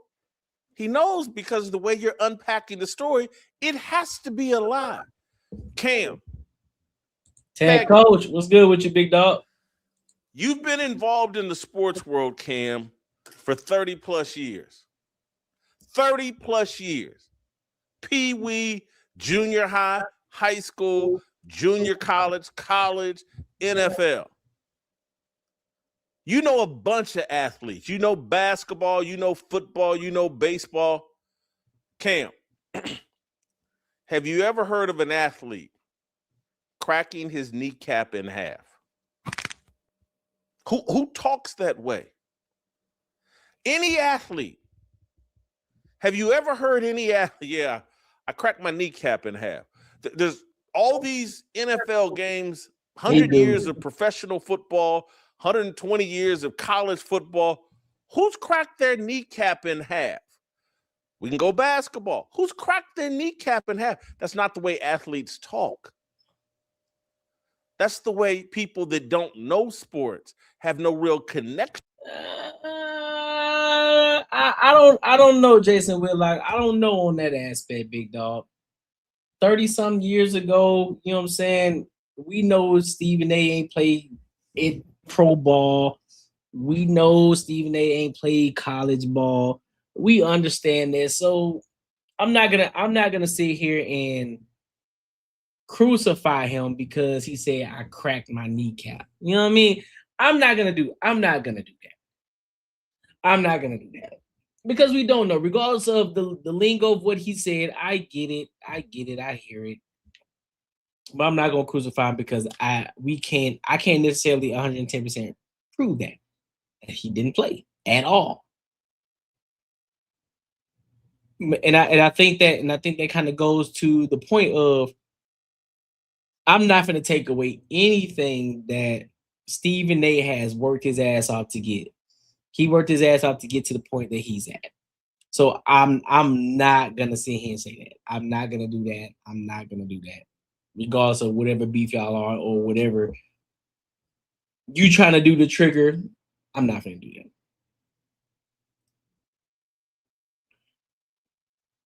Do you believe Stephen A. Smith made 17 threes in a row at a random practice and got offered a scholarship on the spot?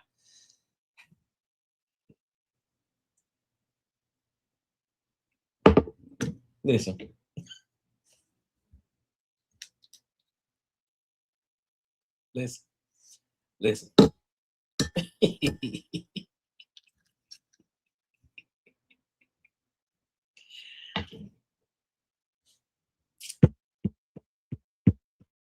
Okay, all right. So I'm gonna be honest with you, Tech Coach Ralph. In my honest, going into my Hooper mind frame, just so y'all know, I wanna show y'all something. Before I answer that question, I gotta show y'all something because I think y'all think I'd be lying. I think y'all think I'd be lying.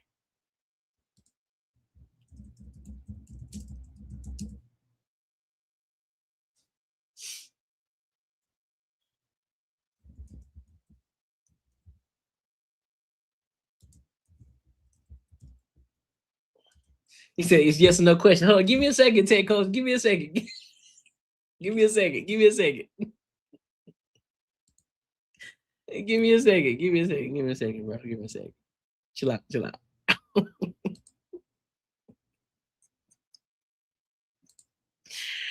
Just give me a quick second.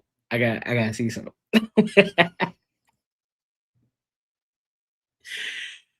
Oh shit. All right. Let me see. Let me see something real quick. Where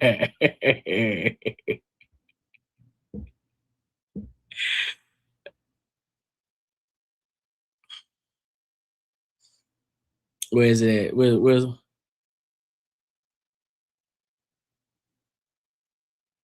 it? Is that the one?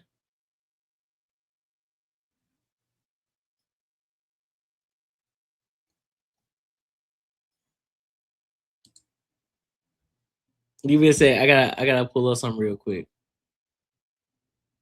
I gotta pull up something real quick. Just give me a second. Give me a second. Oh shit! Hold up. Who was it? Who was it? There we go. I think that's the one. All right, is this the one?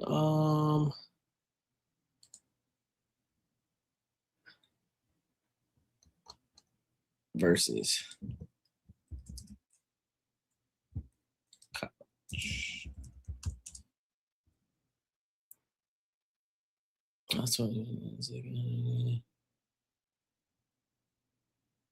That's not the one.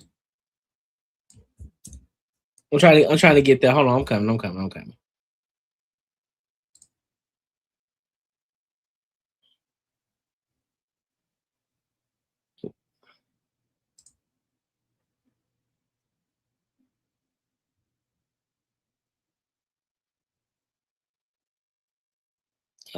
coming. That was bullshit. That ain't give me that one. But is this on?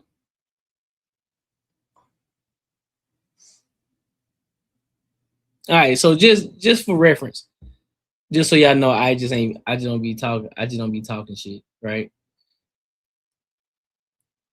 I know a little bit about a little bit. You know what I'm saying? Just so you know, Courtney, 18 points, Courtney with 16 points. You know what I'm saying? I know a little bit about a little bit. I'm not gonna say I played D1 ball, but I played a little bit of something. I did a little bit of something. You know what I'm saying?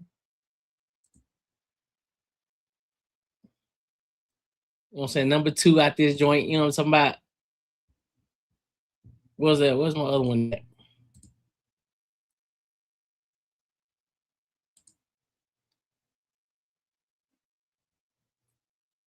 You know what I'm saying? I was doing a little something. I was doing a little something out here, number 2 type shit. No, I ain't putting that. I was putting on the highlight, just some little pictures and shit. But to answer your question, do I believe that he hit 17 and then he got offered a scholarship? The hooper in me says no. I don't believe that. Because I've never in my life, nigga, and I'm a shooter, I'm a scorer, and I've never seen no shit like that before. However, because I am a person that because I don't see the evidence, I've never seen it before. And I can't confirm or deny that it actually happened, nor can he. Well, I mean, I don't know if he can confirm or deny. I don't know. But because I can't confirm or deny, I have to give him the benefit of the doubt. That's my answer. That's my answer. So it's a yes and a no. I do believe it because it could be possible, but at the same time, the hooper side of me, after seeing how that form that he got, I'm like, I don't know, big dog. But I do have to realize that the time that he was in too. So I have to take all of that into consideration. So I don't know, dog. The sports. So That's I'm how on the fence. They talk. I cracked my kneecap in half. Cam, look. You cracked your kneecap in half? No, see, here you go. See, here you go, Ted Coach. Hold on, what you mean? Why I don't give women the benefit of the doubt? What you mean? What you mean? In regards to what? Give them the benefit of the doubt in regards to what? A 6-inch screw in it to put it back together? A screw that Stephen A. claims they've never taken out? You don't have to be a rocket scientist to figure out that's a lie. And then once you spot that lie, because again, everybody but Stephen A. has street smarts. Stephen A. has none because he wasn't allowed out in the streets. But he has no street smarts. And so when you hear someone tell a lie that they don't have to tell, you start questioning everything about them. Well, how many other lies are they telling? And then when you look, 17 straight 3-pointers? Steph Curry is the greatest shooter we've ever seen. You ever heard of him hitting 17 straight 3-pointers? In a practice, in a game? Anybody tell Dale Curry? Michael Jordan? Larry Bird? Anybody? Kobe Bryant? I mean, 17 straight threes? You think you got to be some kind of great journalist, some kind of great investigator to know that this man is lying? I could say the same thing for Stephon Diggs, chick, but here's the caveat though. We know that a lot of them be lying. So we can give them the bit, but that's the thing. I did give them the benefit of the doubt. I said for the ones who be lying, because there are women out here who actually go through some shit. So I did give them the benefit of the doubt. I did. But I said Shorty ain't got no evidence, nor does Stephen A. Smith. So that's why I said the hooper in me It's like, fuck no. That's cap. But also, I also have seen people hit a lot of threes too. It could just be a day. That can be a possible thing. The 17 3-pointers, I can believe that. The scholarship part is what I don't believe. I didn't hit 17 threes. I didn't hit 10 threes straight before. Not in no game. Practice, yes, 100%. Not in no game. I'll be lying. I'll be lying to you. You feel me? So, no, what up? No, I ain't, no, you ain't finna get me, dog. Yeah, I've heard of Steph hitting a lot of threes, Klay Thompson, KD. There's a lot of people who can hit a lot of threes in practice. I just don't believe the scholarship factor. And the same thing with the woman. Guess what? I know that there are women out here who go through some shit. But I'm hitting the pause button. It's the same thing. It's kind of the same reserve that I got for Stephen A. It's like, bro, I mean, the hooper in me says, yeah, it could be possible, but I'm hitting the pause button. I just ain't gonna directly believe you. I'm just not gonna straight out believe you just because you told me. So it's the same thing. So listen, I'm on my square, dog. I'm on my square with this. What you mean? I'm on my square with this. I don't have my foot on their necks. I don't. He said that dies better than the Matrix.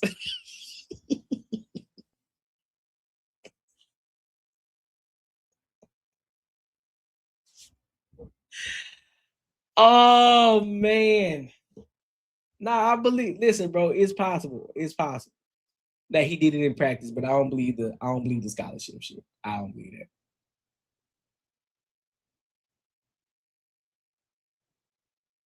It said only long-term rods you can keep in your body are fusion rods. Now, see, I ain't know nothing about that. See, that's where you would get me because I wouldn't know about that. Man told this story in his book and in interviews that he drove down to Winston-Salem in the middle of their season and scrimmaged against them.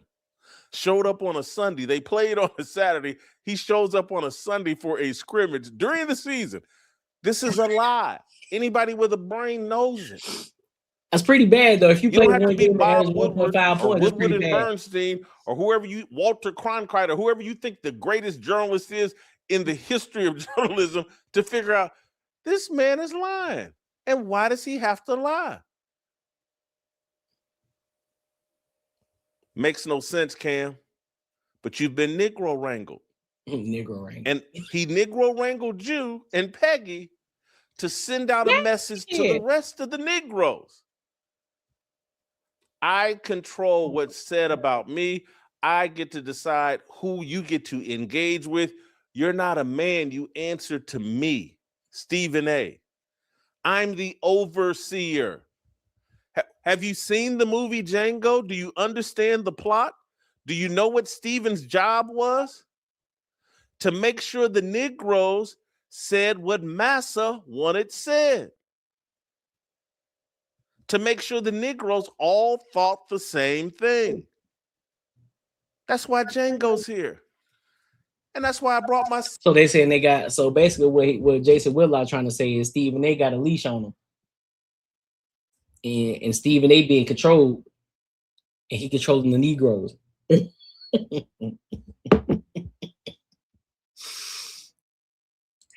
He said, and nobody triggers Stephen A. Smith like Jason Whitlock does. Never seen him mad at anyone else like that. Listen, that shit, bro.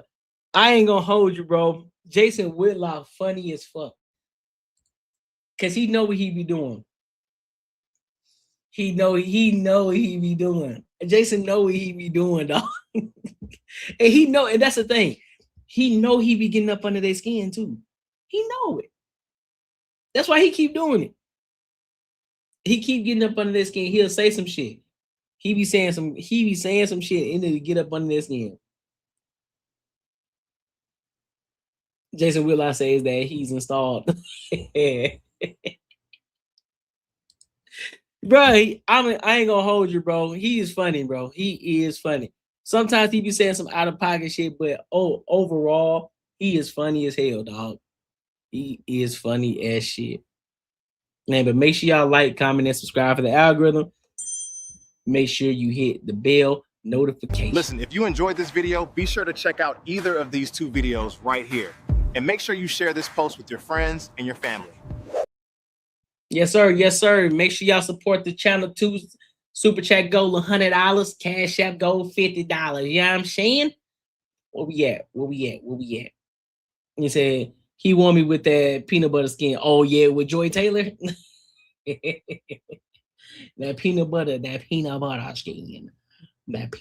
skin. I was surprised he pulled up on AD's show a few years ago. Yeah. Nah, he cold. Nah, he cold for that. AD be having some connects for real, man. Of course, he ain't gonna tell everybody all his connections, but he got some connects for real. He got some connects. It's pretty dope. It's pretty dope, dog. Pretty dope. All right, so what we got? What's the next? You know what? Let's get into it. Let's get into it. Let's get into it. Let's talk about. Let's get into this 2K and Jazz. Let's get into 2K and Jazz. I don't know why I wanted to talk about it. I just saw 2K and I saw Jazz. I said, this should be interesting. This should be interesting because I don't know what they're talking about. I guess it's just hyper independence, and they started going back and forth on it, right? So, but before I do, hold on. He said, they had never met at the time, but AD was antagonizing him and he pulled up. That's what's up, though. That's what's up. That's the move. All right, so let me go ahead and play this video. Again, super chat goal 100, cash app goal $50. Make sure y'all support the channel. All right, so let's go ahead and get into it. And there,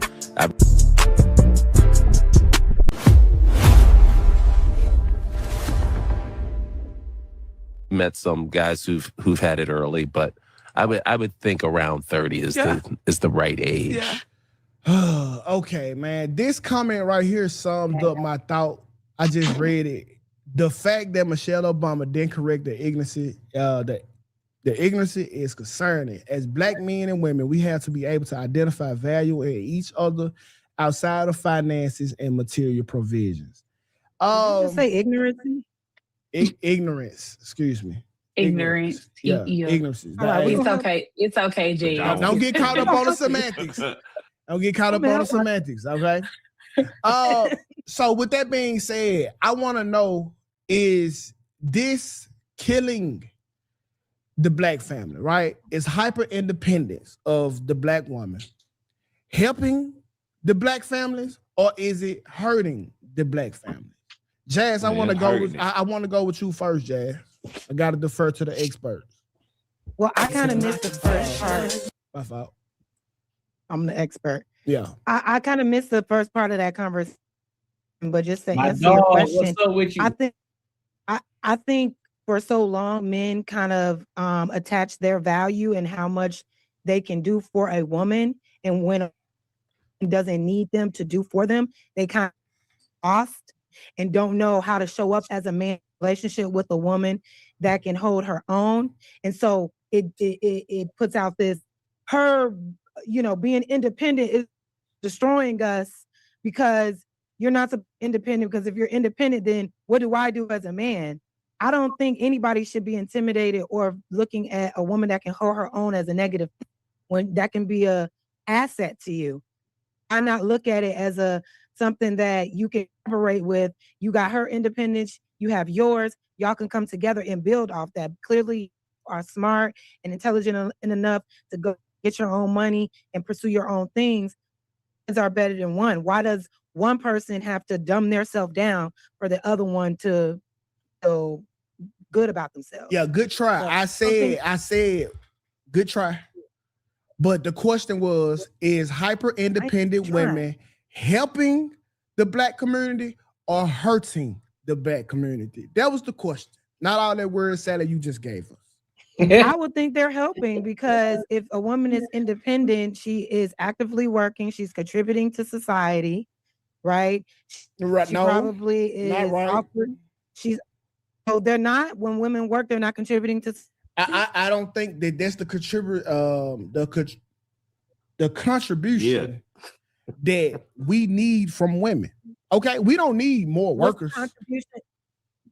TK So funny as only hell, women bro. shouldn't work No, because no, no. they're women? I don't think. No, I'm not saying that y'all shouldn't work. I'm saying y'all contribution to working hasn't helped the black community. So, do you think that women? Do you think that black women working is a net positive or a net negative? Since y'all It's a net positive because there are kids out here that need to be taken care of. There are a lot of black teachers. When you at work, when you at work, kids. when you at work, Black who taking women care of the that have kids? Daycare centers. Wait a minute. There are a lot of black independent women that own daycare centers that help community babies at daycare center. Women working is a contribution to all of society, but especially the black community. And if it's not, then what would be a contributing factor that women could add to the then? If it ain't us working just doesn't help nothing at all. Why? Hold on. Let me hold on. I want to see. I want to go back. I want to go back to this comment that Kelly Corinne show said. She said it's helping. We're able to make more money to support the family while you men keep getting locked up.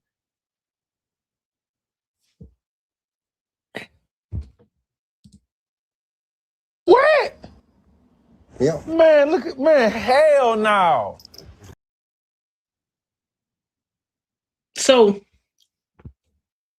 that leads me to ask a question. What kind of niggas y'all dealing with that you feel as if y'all gotta go to work and these niggas getting locked up? What type of men are you dating? That's a valid question. Based off of that comment, that means that tells me that again, y'all are not picking the proper men. You picking the degenerates of society. You aren't picking the men that aren't the ones that's going to jail. That's a clear distinction. She said it's helping. We're able to make more money to support the family while you men keep getting locked up. I ain't never been locked up before. And I'm pretty sure there's many other men out here who ain't been locked up before. So what does that tell me? That tells me the type of men that y'all are out here actually dating. Uh-oh. Ain't us working. Working just doesn't help nothing at all, right? We just are drains on society. We are the number one in healthcare work, number one. Look at God. One in elderly. Such a good. My dog, No Carrot says, how's the brokest demographic in the country doing better than the working man? Choose an actual man and he's not getting locked up. Exactly.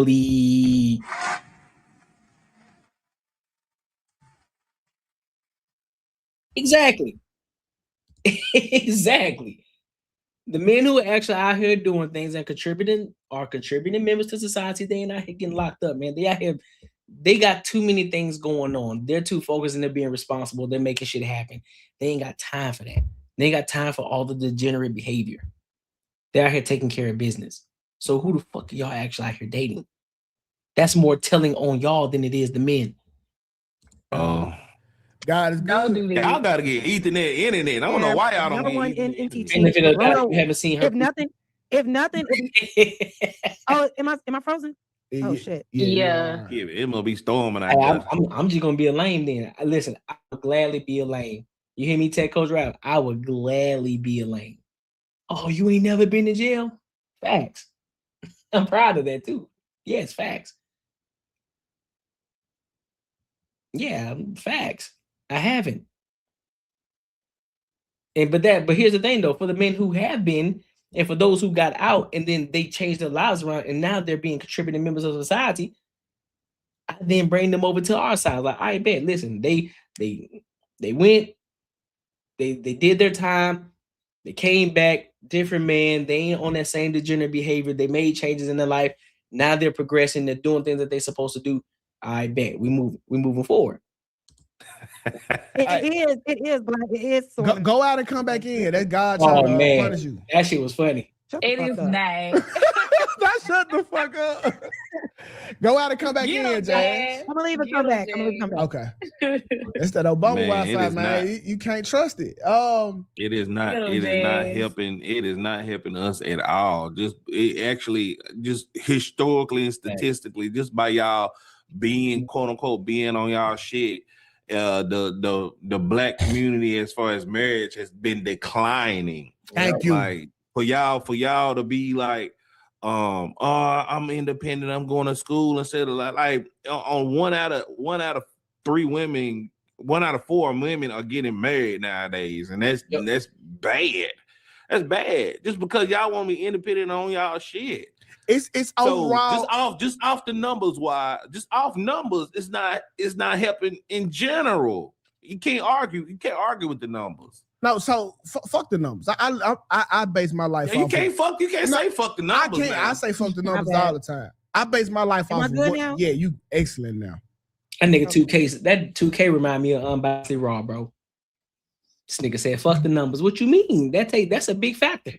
Yeah, I base my numbers off of what I can see. Well, I base my ass off of what I can see. So I it's know the anecdotal experience. With the whole women going to work trying to make more money, that was a selfish. That was a selfish stake that women did. All right, let me tell you why. Because when women decided to go to work for no other reason than to be fake independent, they took. All right, so hold up. Hey y'all, I'm gonna continue to play it. I ain't gonna pause it. I just gotta ask y'all a question. Should we get Jazz on our show for Friday? I'm gonna let y'all answer that. Should we get Jazz on our show Friday? If y'all say no, I'm gonna leave it alone. If y'all say yes, we'll attempt to get her on. Even though it's gonna be a show. But should I get her on? What y'all think? I'm gonna let y'all answer it though. Away resources from the children. Now you don't got nobody there who's there teaching ideologies of the family. It's a good question. Now you got the kids dumb as fuck. You as the mother, you are the one who's responsible for the feeding the kids, the nutrition. The father is not responsible. The father role was defined and it ain't changed since. Okay. Oh, the father role was only to go to work.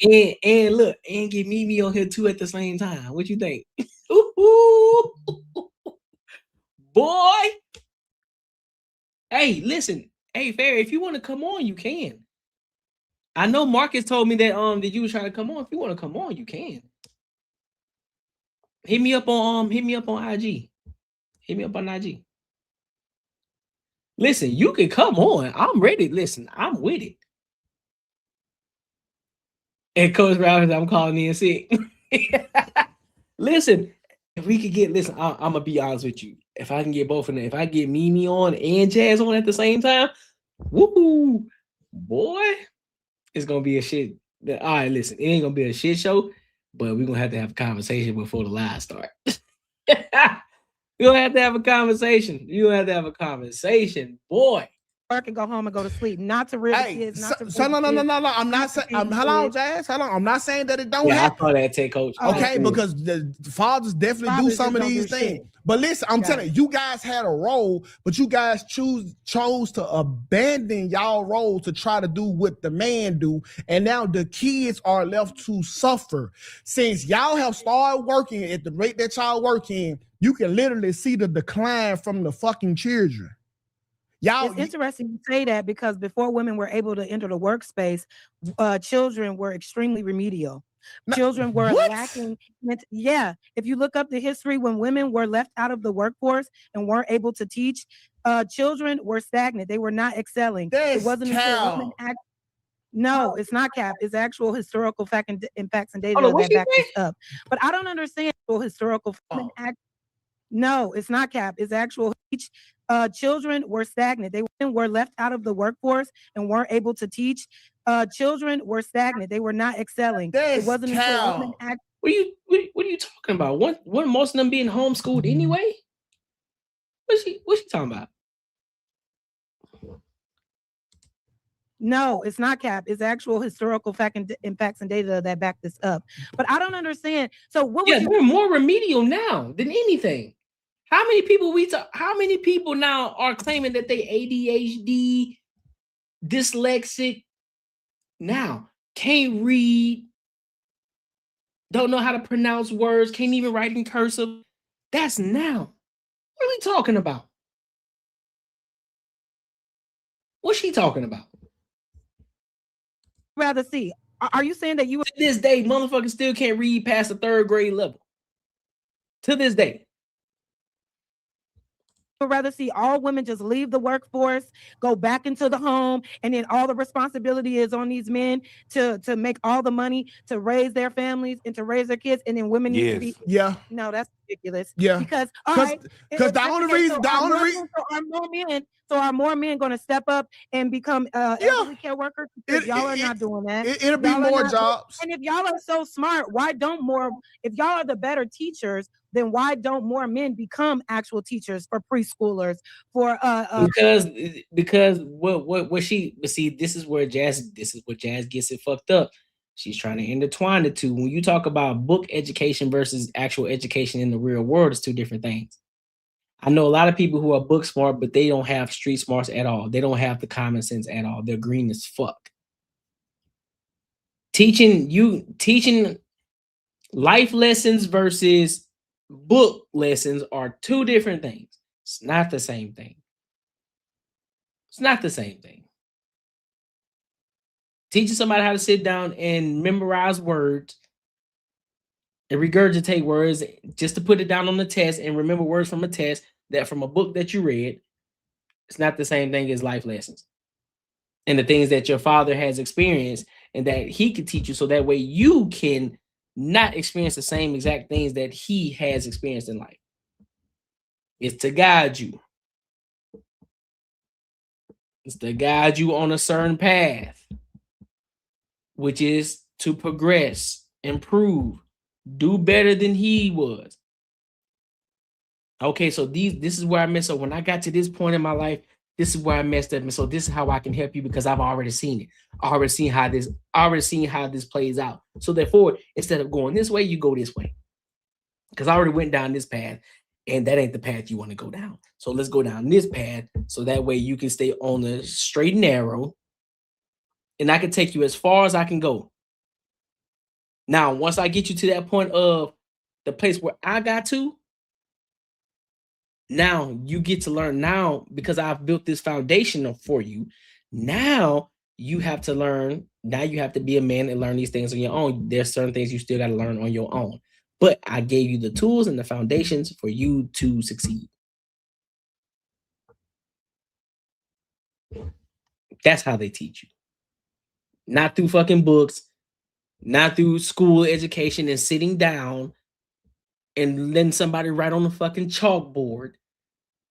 It's not the same teaching. That ain't no money. Because and you don't want grown. You don't want these. No. So you only care about the community if you can financially benefit. No, nobody said that. You said that. No, that's what Black just said. No, Black said because it ain't no money. He just said ain't no money in teaching. Yes, so that's not him caring about. Ain't no money in teaching, so men don't want to do it, but you expect a woman to do so for free. No. First of all, God damn it, if all the women were at home, y'all could teach our own motherfucking kids. You wouldn't need somebody to teach them for you. All right. So, second of all, if there was a school, you don't want a bunch of men at the school with your kids, would you? Why not? Because you wouldn't.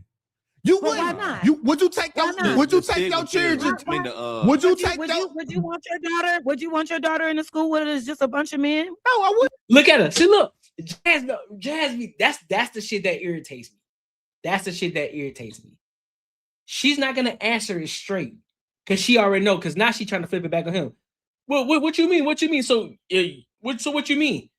Would you want your daughters at school with a bunch of men? No. I'm asking you. Would you want that? See, Jazz. That's the shit that scuffs my Air Force Ones. That's the shit that gets me, bro. No. I just wouldn't. Why is that? Because that's odd. It just don't happen. The same Men are reason so why you great won't want and your safe. children at a daycare full of men. It's Men, just men odd. are so great and safe. We- Why wouldn't you want your daughter? And around there a are bunch of some men? men that are not. I'm benevolent enough to Oh, know that. but I'm it's not just a saying that small all amount of men are men. good. All women ain't But good. it's just a small amount of bad men, Okay, though, right? listen. So why do we got to do all this extra protection? I'm not going to acknowledge the fact that a lot of these women are getting caught fucking with these little boys because that shit rarely also an happens. issue. So I'm not going to acknowledge that like that's the norm. Okay, I'm not. But what I'm saying is, Jazz, as I continue to bust your ass, that yes, I am. That the women, because of y'all hyper independency or feel a fake need to feel like y'all are independent, has been a net negative for the Black community. The little kids right now are dumb as fuck, unattended, not nutritioned, and it's all y'all fault because y'all wanted to jump in the lane and try to make money like a man. I know. Oh my God! Y'all left the kids vulnerable. Because you sound like a misogynist right now. So you're saying that making money and going to work is only supposed to be for men. No, I'm not. But I'm saying you voting no? Okay, all right, cool. You voted no? All right, bet. Listen, I'm telling you, I'm taking y'all answers into consideration. Should I have Jazz on the show? So I got one no so far. I got one no. Hey, we had a clear role. We had a clear role. Y'all jumped ship. So why are you saying women wanted to go and make money like a man when making money is not gender specific? Because y'all had a clear role. Y'all left the kids vulnerable. And that role is up. But I know plenty of successful families that both work, that both contribute, and they both take the time to rear their children at home, even outside of school. But what I'm hearing is you want all the responsibility on women, but without having any type of safety. You don't want women to make their own money. You don't want women to work because you feel like all the responsibility when it comes to children should be on women and women alone. No, I'm and not the only saying that. responsibility. No, yes, you are. Because while we're at home with the kids, what is a man doing? His role is what? Outside the house, right? And then when he come home, he still don't have no role in the house, right? Because yes, he do. He worked all day. He's not supposed to clean up after himself. He's not supposed to clean up after his kids. He's not supposed to help with the homework. It's all about the women, right? I'm on record saying that women do not raise kids. They maintain them. So of course, the daddies are needed for the raising. So when dad do come home, he will be helping with the kids. But the majority of the front loaded shit, we need you there for. The goddamn kitchen is the kids' first hospital. Why can't it be balanced? Why can't it be balanced? That is balanced. No, it's not. If we got to be honest, the dad might do a little bit more. Listen, just because a woman is saying, because there are a lot of women who don't work and be at home with their kids all day, and their kids still be dumb as fuck. Still can't read. Still can't. Oh, I know. They're out here. There are a lot of stay-at-home moms or women who just don't work, right? And put an iPad in front of their kid and call that raising their kid. And the kid has no social skills, can't articulate themselves clearly, not reaching certain milestones. Just because a parent is there all the time doesn't mean that they're actually parenting. I think it needs to be more of a focus on the way you parent your kid, the time that you're putting into rearing your kid, than saying that the only reason why these kids are falling behind. Wait a minute. To say that the only reason why these kids are falling behind is because all the women are in the workplace. So Jay, that's ridiculous. If it's about the timing that you put in with the kids, do you think working 8 hours for another man is helping the kids out? Don't you think that her boss is a man? There are a lot of women out there that work for but do you think working 8 hours for anybody is helping your kids out? I think ideally, of course, in a perfect world, that isn't under capitalism, where in an economy, we are in a capitalistic state. Get over. So that's why we all gotta work. Hey, y'all. So that's why we all gotta work, because these men. I do 2 hours arguing with Jazz. I don't give a fuck. Wait a minute, y'all. Wait a minute. Yeah, you see what I'm saying, Tech Coach Rob? I'm not under. Yeah, man, boy. I'll be over here just like this, bro. What is going on right now? What is he talking about? Wait a minute. Can we ask Kai's perspective? Because she ain't even jumped on this. Hey, man, Kai better jump in. Hey, don't pause the conversation for Kai. She better jump in. I'll be quiet. You better put on your big girl pants. It's okay. I'll be quiet. What we not see now Ted Coach Route. No, what we not about to do. That's what we not about to do. I ain't dodged the question. I answered the question, bro. I gave it to you from a different perspective, though. I gave you the answer, though. I don't be having my foot on the woman's necks. I don't. Don't defer. No, Jays, you're good. Don't defer. I'm listening. Hey, Kai. No, I'm not. I'm talking to Jazz. I'm talking to Jazz because Jazz is on pure bullshit. You can't look at the black community and say since women went to work, the community is in a net positive. That's fucking bullshit. The kids are killing each other even more. Are you saying the only reason why the black community is in a net negative is because black women went to work? I'm saying y'all got the. Listen, I'm saying this. Y'all got the only roles that didn't change. Y'all are the only thing that has changed. Women go to work all the time. What are you talking about? That's the only variable that has changed. Go to work all the time. White women literally start their own businesses and their kids shoot up schools. Fuck them. It's not. That's not. Oh my God. Yeah, that happens a lot within that, but that doesn't mean because they mamas went to work. I'm not talking about Timmy. I'm talking about Raekwon. No, you sound okay. You're not even looking at the actual systemic factors that affected our communities and communities alone, and putting all the blame on the deficit of our community. So Jazz, tell me some misogynist bullshit. This ain't no misogynist shit, nothing. Tell me the good things. Hold on. So Jazz, tell me the positives that has came since women have started working for the kids. The positives of women working is that they're for the kids. Women are able to put food on the table for their kids. They're able to keep the housing, the light, everything, to put their kids into school. What are you talking about? Why are y'all making it seem like that every single black woman with a child that goes to work turns out to be a remedial or so? That's not. There's no data or facts to prove that at all whatsoever. What you do see are women contributing into their households. If they are single mothers, they have to go to work. Okay, what do you expect a woman to do? What do you expect a woman to do when she has kids to take care of and there's no man around? Oh, it's her fault because she chose the wrong man, right? I don't say that. Yeah, but the women are leaving. Never mind the fact that the fathers just be abandoning their kids. But no. It's the hyper independency. Why nigga? What is she supposed to do if she's a single woman and has to take care of kids? So let's break this shit down, Jazz. Right? And what is a woman to do if she doesn't have a kid? Is she not supposed to be independent? So listen, everybody loves to be needed. Okay? Me, you, Kai, black. No, that's not only men. Women like to be needed. Men like to be needed, right? No. We like to go where we're needed the most. When a man needs a woman, that could turn deadly. When men like to be needed, women like to be needed. That is a basic human characteristic. That's just a fact. Okay? So if you over here, Miss Independent, is telling me how much you don't need me, why in the fuck would I stay when I can go somewhere that I am more needed? If I told you as a woman that I don't need you, why would you stay with me?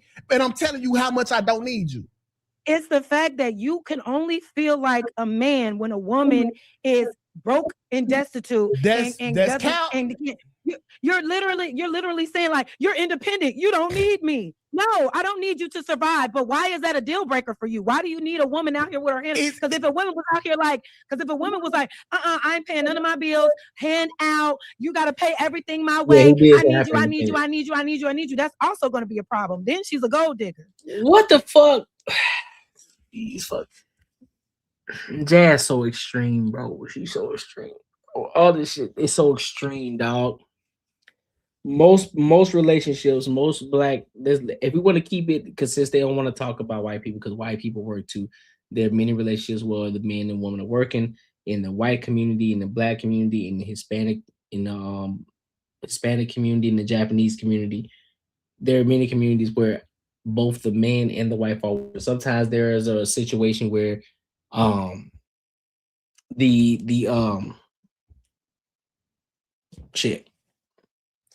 where they own the business together and the wife is working within the business. These conversations are so disingenuous. Because she's taking to a string when a man says, oh shit, well, if a man says that a woman needs a man. No, I'm sorry, let me rephrase that. If a man says that he needs his woman, then all of a sudden it's she needs to be broke, she needs to be this or this, that, and the third. It's one of those situations. It's not necessarily the fact that we can't survive without each other. That's not the point. Because there are a lot of single men out here, but guess what? You don't hear them saying, "I'm independent. I can take care of myself. I don't need a woman. I don't need that shit." You don't hear that sentiment. That's the point. You don't hear it. You don't hear it. You don't hear it at all. Never have you heard it, because guess what it's called? There's this one term that is called. It's called being a fucking adult. But because y'all heard Boosie, y'all just took that shit and ran with it. Y'all took independent. Y'all heard Neo, Miss Independent. That's why I love her. Y'all heard that shit. Y'all took it and ran with it. Now it's, oh, I'm making my own money. I don't need a man now. Oh, I can do bad by myself. Oh, if he ain't making more than me, I don't need him. What you talking about? At some point, you gonna need him. At some point, he gonna need you. Now, the key factor you should be asking yourself is, what value are you adding to him? What value is he adding to you? What value are you adding to each other? Is us being together conducive for us to progress to get to the common fucking goal that we have? That's the ultimate goal. That's what we should be asking ourselves. But we over here having stupid ass conversations about, oh, well, I'm independent. So does that mean that men are just so insecure about themselves because they say they need a woman? No, that's just, y'all say men need to be a little bit more emotional, right? So, like, listen, I need my shorty. That don't mean I can't survive without her. But I like the fact that my shorty I like the short that my shorty adds value to my life. I need that. I need that. Just like you like that security in the fact that your man taking care of you, and your man, he knows exactly what you need and what you want at that time that you need it and want it. You need that. Because if you didn't have him, guess what? You ain't gonna have nobody that's gonna be able to check up on you like that. That's gonna be able to add that value to your life like that. You ain't gonna need that. Or you ain't gonna have that. So there's aspects to why men need women and why women need men. But we get so caught up in the fact of, well, I don't need a man because I make my own money. Or this man, the only reason that this man need me because the only reason that this man says that he wants a woman that needs him is because she broke and she's a gold digger. Like, what the fuck are you talking about? Most motherfuckers ain't even making six figures. So what are y'all talking about? Most people are average individuals. They get together. They have some common interest in each other. They rock out with each other for a minute, and they end up getting married, and then they end up building together.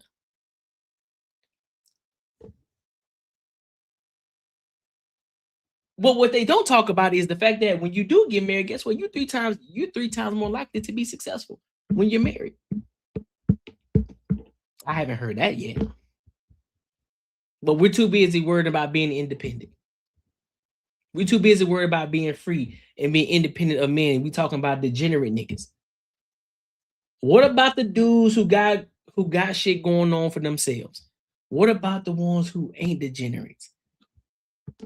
The ones that y'all overlook every single fucking day because he ain't got no swag. He a lame. What about them? They're the ones that you overlook. Them the ones that tried to holler. They tried to shoot at you. But you know what I'm saying? Their fit just wasn't as right. They haven't fully found themselves yet. Because they're so embarked on building, they're focusing on their engineering careers. They just focus on their career right now.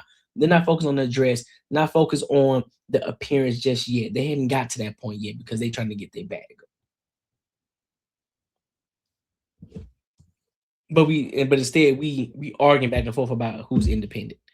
Fuck out of here, bro. But if she's saying to you, I actually don't need you. I actually don't need you to survive. True, I agree. I can survive on my own. I want you. I want your kindness. I want your loyalty. I want your respect. And it's all. He said, 2K asks, does hyper independence hurt the black community? But I want to know, what is the black community anyways? That's a good question. That's a great question. I'd say most people don't do that and they just wing it. True. That's true. That's true. That's true. That's also true. You know what going I'm to be saying? reciprocated. That's not enough. But you would rather a woman have her broke ass hand out to you, and then somehow that makes you feel like a man. you feel like a nigga bad. Male ego? What is it about the male ego that you trying to shift it with talking points? Unless a woman has to survive off you can't feel like a you man. Trying to shift it with talking points. I'm asking you direct questions that I need answers for now. You keep talking about the male motherfucking ego. I'm not talking about none of that. I'm saying us as humans, we need to be needed, and that is okay. All right. Because there's value and needed to be needed. Though. I'm not for to starve you out because you need the money, and you shouldn't starve me out because I need. Well, my father told me, you let a man feed you, he'll starve you. And yeah, you are suffering from hyper independency. All men in my life, hyper independency. All the men in my life told me to get my own and to make sure I have my own and not depend on a man for anything. These are the men who are married for years. Hyper independency. That is what you suffer from. How is a woman being hyper independent such an offense to men? Because what is it about a woman that can be able to carry her own that piss y'all off so much? Like, are y'all that fragile? It's not that. It's not that. Y'all right? kind of fragile. It is. It's no, fragility. because y'all. Because if a woman got her hand out, that's a problem. No, it ain't. But when hey, listen, but here's the thing though. A lot of those dudes who typically chase after the chicks that don't want them, that's what they call the hunt, right? That's what they want. That's what they call the hunt. Now, some dudes can be delusional. You know, they're a little bit delusional. They're like, all right, bro, I just want to see if I can get a number. I just want to see if I can rock with her, right? And some dudes know some dudes know that they out of Shorty's league. They know that, but they gonna check it. They gonna shoot for the stars. They're gonna shoot for the stars. Now I do agree that some men do overlook the average woman. I agree with that too. I agree with that, but what I do believe that I believe more women overlook the average guy than the average guy overlooking the average woman. I definitely agree with that. I'm gonna say it again. I believe that women overlook the average guy more than the average guy overlooking the average woman.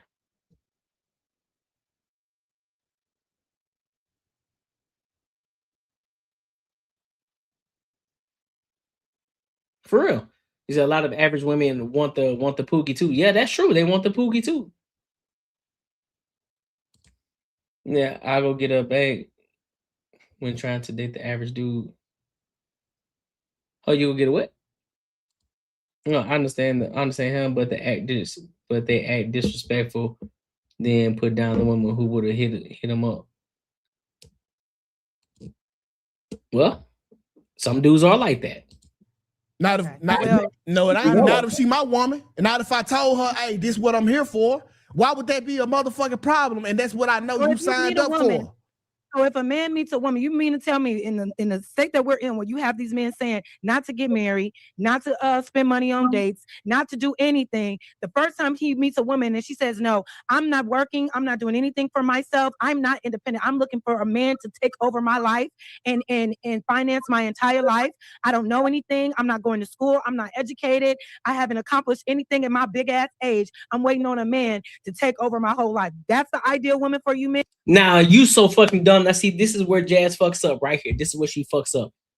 We are the ones who talk about those type of chicks and tell them that they fucking delusional. We tell them that they're out of their fucking minds. We tell them that they're crazy. That entire laundry list of shit that she said that type of woman is, most men gonna look at her and say, man, fuck no, I'm not finna get with her. No. Only guys like Poppy Chulo would date some shit like that. Your everyday guy, your typical guy is not going for a shorty like that. And this is where we talk about when you talk about extremes. This is where Jazz don't know. Jazz goes from 0 to fucking 100. She don't understand what a gray area is. It's either this or this. Ain't no in between. That's her problem when she gets on these panels. That's her problem. She don't know how to step back. You know what? I can see your point here. I can see your point here. Because most men, even the 2K, even the fucking what's his name? Black, even Black. I guarantee you, and even myself, Shorty, you telling me you ain't finna do nothing? Shit, all right, bet. Say less. I'ma turn my about face on your ass and I'm gonna walk the fuck off. Like, oh word? Well, good luck to you finding that. Good luck to you finding that. You ain't finna do nothing? Yeah, I bet. I hope you find what you looking for. I bid you a good day. Now, what you mean?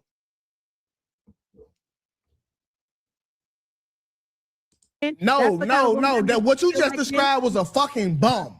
You wouldn't want that if that was you won't want that if that was a man. You won't want that as a bum. You have to bring something to the table. This has to be an equal exchange of value. Michelle Obama said that.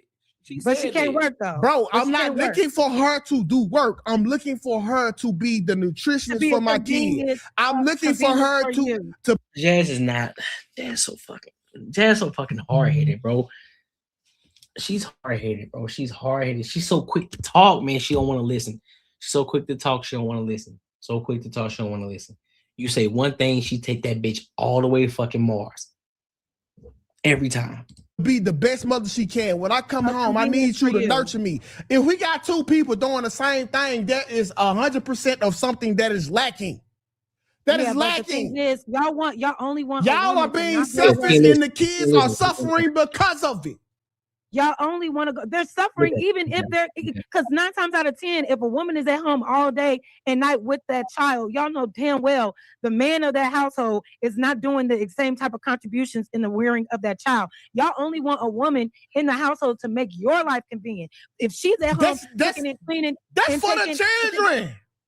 No, that's for you too. Because if you got to have the response, because you don't ever say, no, we both are equally going to contribute to the rearing of this child. Because it's okay for a man to be out the house 8 to 12 hours a day because he got to work, right? He got to work. And when he get back home, he got to get his rest, right? So don't wake him up to help with the bath. Don't wake him up to help with the homework because no, daddy role is to go and financially contribute to everything, right? So there's also a lack there as well. Listen, I think people need to be more focused on what works for them. If it really works for you like that, where you just can't have a woman that is independent because it make you feel some type of way, then go get a broke bitch then. No, it's not about having a broke bitch. You can have equal value without having currency. First of all, y'all ain't judged on currency or how much you can provide. Okay, them ain't your motherfucking metrics. Y'all are judging us on that. This is about them us. ain't your metrics. How is it about y'all when y'all need us just as well as we need y'all? Women do not need y'all to survive. Yes, y'all do. Y'all are so fucking stupid. We created the fucking world. No, I'm gonna call it what the fuck it is. You're stupid. Everything that you got right now that you use to survive was created by men. So a woman can actually this Wi-Fi that we're using right now was created by a woman.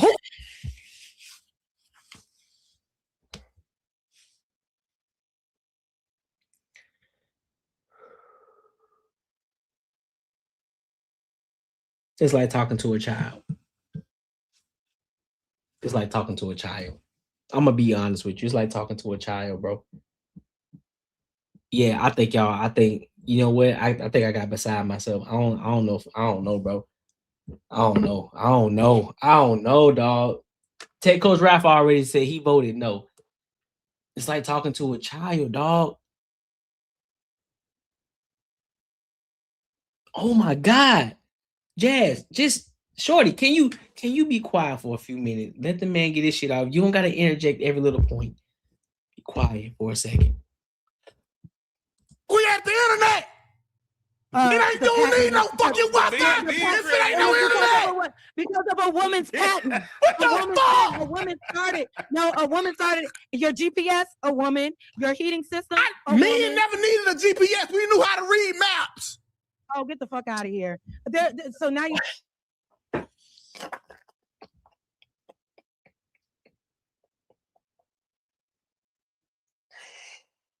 Oh Oh my God, Steve. And there she goes. See, that's the thing about Jazz. She has a whole bunch of talking points. She has a ton of talking points. She don't have anything of value when it comes to giving real context and really substantiating her points. It's all talking points. It's all talking points.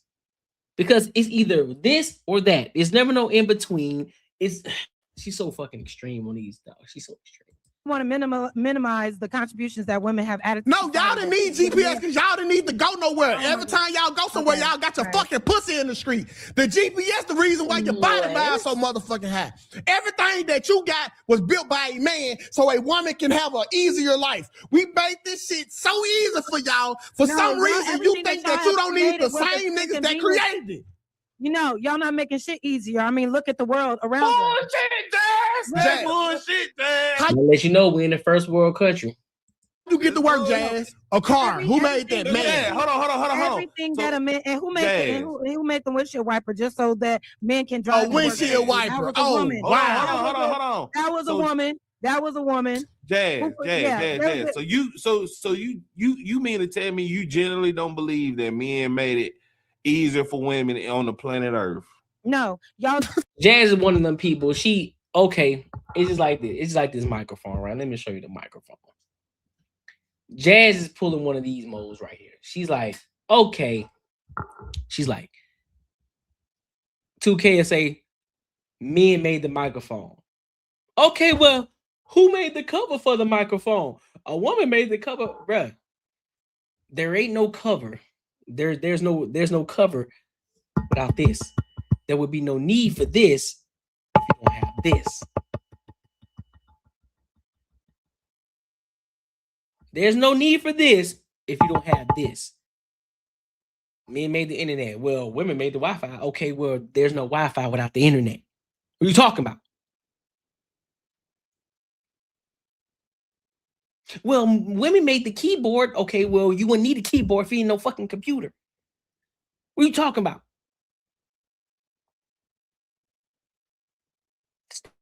It's a pointless argument that she's making, man. It's crazy. And for Carrie Fair said she a lie. I need me. You see what I'm saying? But that's the ego. She's talking about ego, right? That's the ego. And so that when we had these conversations, they always talk like, oh, it's the male ego, it's the male ego. No, it's not. It ain't a male ego. That's a woman's ego. We aren't the ones talking about how independent we are and what we don't need.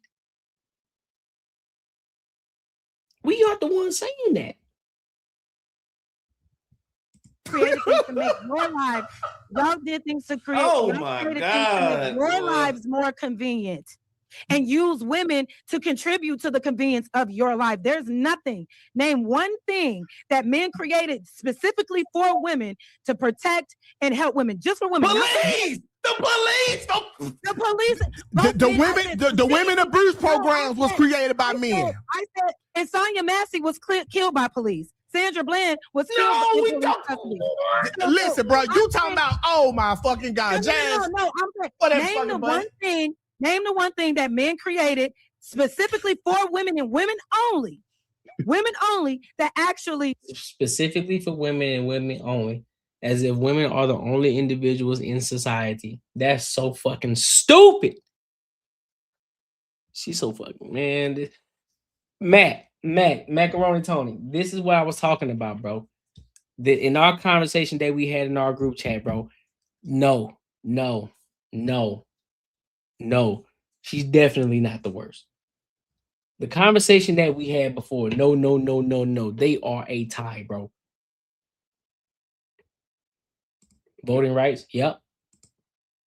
Helps women and protects women. Something that only women can use. Women's shelters. All women's shelters was created by a motherfucking man.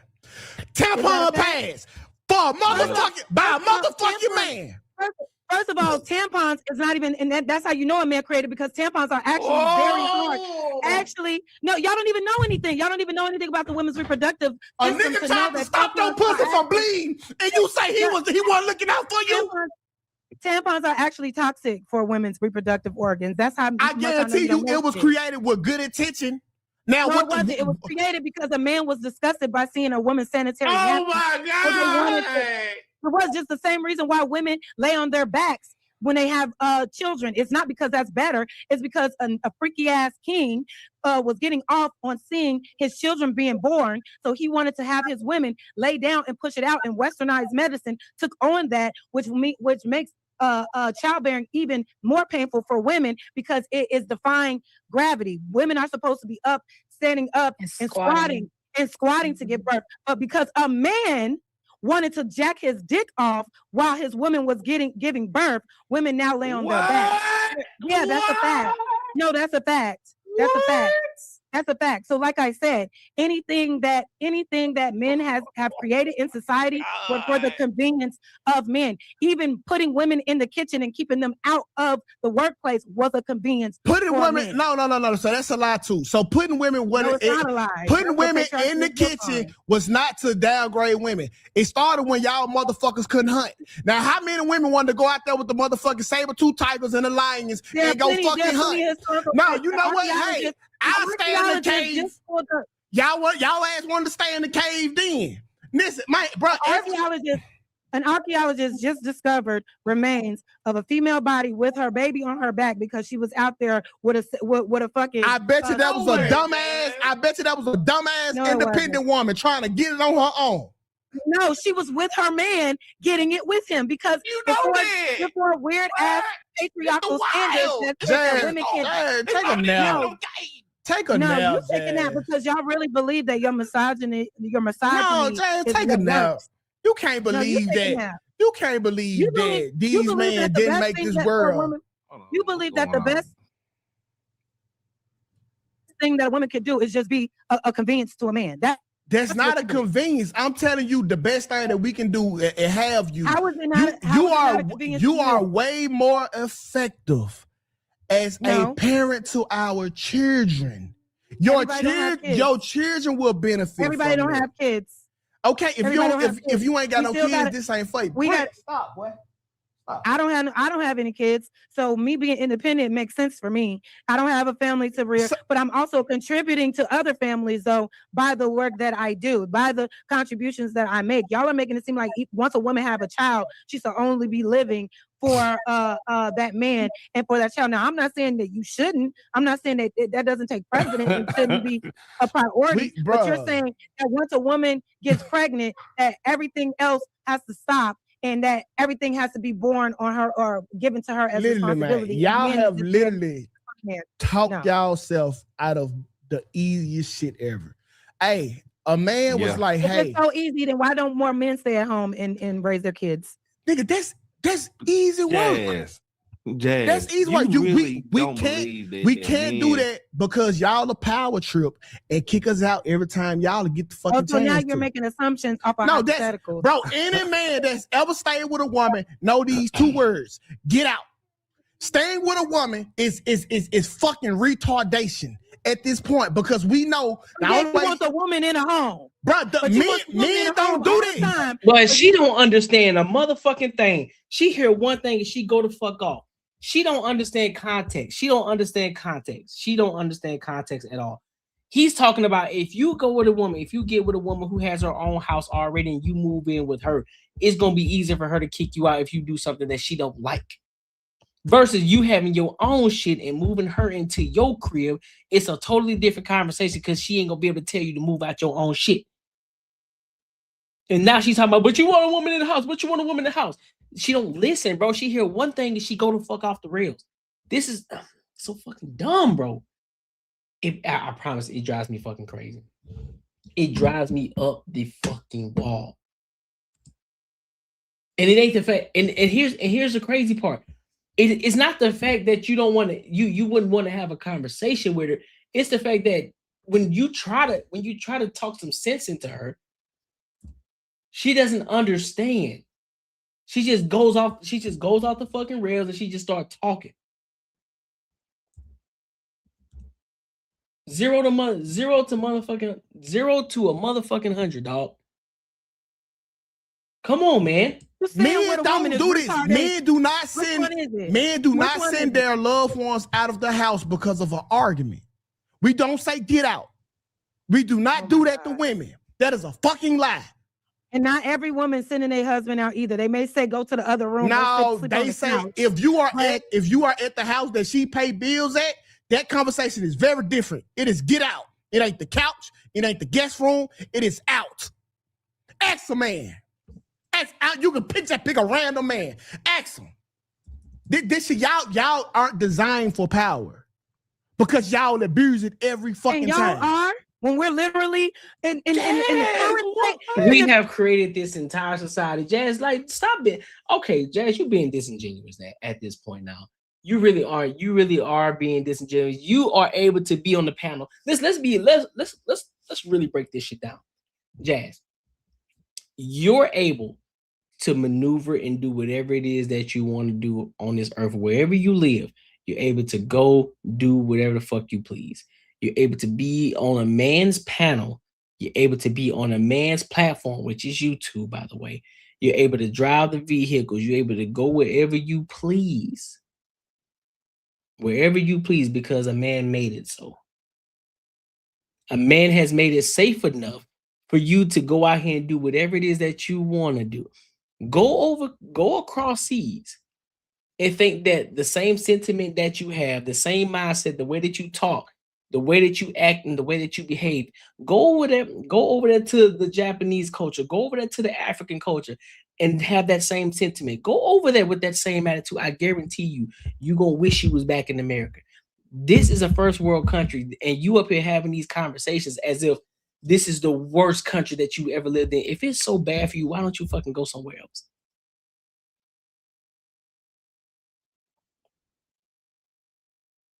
If you want to have, if this is such a bad patriarchy, raw men protect you. That doesn't mean just because men have created a world where you can move around the way that you want to move, that doesn't mean that everything's going to be 100% absolute. That doesn't mean there still aren't going to be predators out here in the world. That doesn't mean that there isn't still going to be murderers out here in the world. That doesn't mean that there's not going to be scammers out here in the world, people who doing illegal shit. That doesn't mean that. But we made the world safe enough to where that, guess what? Even though it's unfortunate for the small percentage of people who may get unalive, or the people who may get in a fucked up situation, you still wake up every day. You get to wake up and go wherever you want to. You don't have to sleep with one eye open. You ain't got to worry about your street getting bombed. You don't have to live with that fear every day.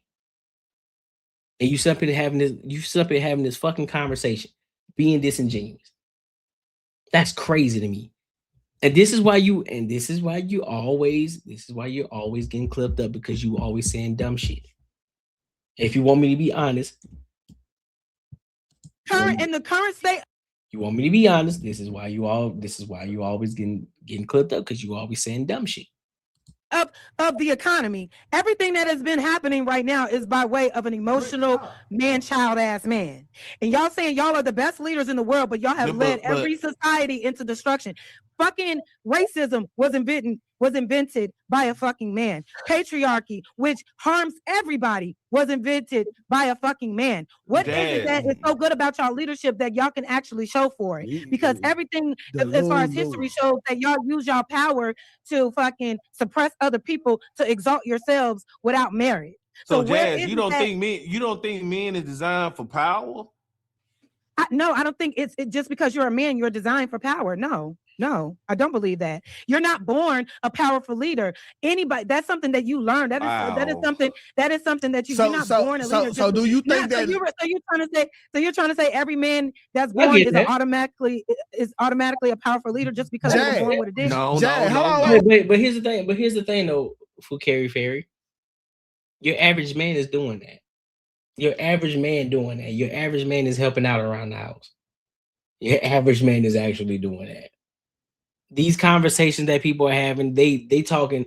everybody's coming from a place of as if they're rich, they got money, they can pay somebody to come clean the house, they can pay somebody to come cook and clean. 9 times out of 10, if both people are working, both are contributing to the house. Now, there will be times where the mom may be doing a little bit more, or there may be times where the guy may be doing a little bit more, depending on their work schedules. Sometimes it happens like that. It's not on purpose. It's not typically what happens, but also depending on where you live, because if you live somewhere where there's a lot of trees, where there's a lot of grass, the man is doing, typically he's outside doing most of the fucking work, and you never touch outside. And you're doing all the in-house shit, which is the dishes, you straighten up the crib, wiping shit down. And he's outside sweating his ass off, going across with the mower, pressure washing the driveway, making sure that the weeds and shit ain't in the grass, doing all this shit on the outside work. But they don't want to have that conversation. It's all about, oh well, I'm cooking and I'm cleaning. I ain't the only one in this house doing this shit. Okay, cool. We get that. But you don't hear him telling you to bring your ass outside. Come help me outside. Come clean the fuck up outside. Come do this shit in the garage. Come do any of that. You don't hear none of that shit. They only argue when it fits the narrative. And this is the problem with Jazz. This is her problem. It's patriarchy this, patriarchy that. Why can't a woman be independent? Why can't she do that? Why is it so intimidating? Okay, fuck it. Let them leave them to their demise. That's how I feel. Leave them to their demise. Let these independent shorties leave them to their demise. Leave them by themselves. Don't talk to them. Don't engage with them. Let them be alone. And let's see how that shit work out for them. Everybody else, go be happy. Go get your shorty. Go get the black shorty that wants you. Go get the shorty that's accepting you. The shorty that wants to be loved by a man. The shorty who says that she needs a man. Whether she black, white, orange, green, don't matter. Go and get her and go love on her and she love on you, and watch how these bitter hoes sit up and say, oh, well, shit. Well, see, that's what I'm talking about. See, ain't no men out here. Ain't no real men out here, because these men, they want to go over here with these ladies right here. But see, ain't no good men out here in the world. No. You said you independent. You don't need a man. You don't need him. So be independent. Be by yourself. Be by yourself. Be happy by yourself. All the way through, all the way to your old age. Be happy. Live alone. Live alone. And then on top of that, because you hate patriarchy so much, when you call 911 or you call the fire department for anything that you do, make sure you tell them, listen, I don't want a man serving me. I want a woman serving me. When you go to a restaurant, when you getting your car fixed, when you getting your car washed, anything that you do, when you go to the grocery store and you getting your shit bagged, say, I want a woman to do it. I don't want a man to do it, because I don't want, this is patriarchy. I want a woman to do it for me. When you go and get your taxes done, make sure it's a woman. Of course, when you get your hair did, it's a woman. Anything that you do, matter of fact, stop going on men's panels. Go on all women's panels. Don't ever go on a man's panel again. Go on all women's panels because of patriarchy. How about that? Since man's so bad, I don't want to ever see you talking about a man. I don't want to see you doing nothing. I want everything to be woman. Don't buy no products that's from a man. Don't buy nothing. I want everything to be bought by a woman. Woman products, everything. That's what I want you to do. And let me see how far you make it. Make sure you deep dive on everything that you do. The food that you eat, the shit that you drink, the products you put in your hair, the shit that you use to bathe, the clothes that you put on, the necklaces that you wear, the eyeliner, the earrings, the shoes you wear, everything. The music you listen to, everything. The shit that you use to sing, that microphone, make sure it's bought by a woman. That house that you live in, make sure it was built by a woman. The lights that you using to goddamn make sure that people can see you in that camera, make sure it's built by a woman. The camera that you use and make sure it's built by a woman. Every aspect of your life, make sure it's by a woman, since the patriarchy is so bad and men do no fucking good. How about that? Until that, shut the fuck up. Wait, Jay. If on top of that, don't date a man, date a woman. And if you decide you want kids, make sure you adopt a girl. Don't adopt a boy. Facts. Plenty of women that can be powerful as well. If the woman leadership was so great, where is it? Where is it today? Because we are in a because we are in a patriarchal system that doesn't like to see women in power. It's hard to see. It's hard to see, but there are plenty of women. There are plenty of women in power. There are plenty of women that are in power that are in Congress right now that hold very high-ranking political positions within our society. There are women that are building infrastructure. There are women that are very powerful. Why are you trying to minimize the contributions of women? But you need women the most to do everything. I'm saying if the overall sentiment that women were the greatest leaders, we will have way more leadership. I didn't say that we were the greatest. I just said women can also be great leaders as well as men. Okay. Okay, y'all. Okay, let's get to the super chat, bro. Y'all had a good back and forth. Nah, this some Delulu plus. Delulu. Yep, women are abusive hard pass. Exactly. That's why lesbian relationships account for the highest percentage of abusive relationships versus man on woman. But they don't want to have those conversations though, because it's all about, well, we can do it too. We can do it too. Okay, great. Yes, nobody's negating that women can do it too. Yeah, there are women who can be empowered and they are great at it.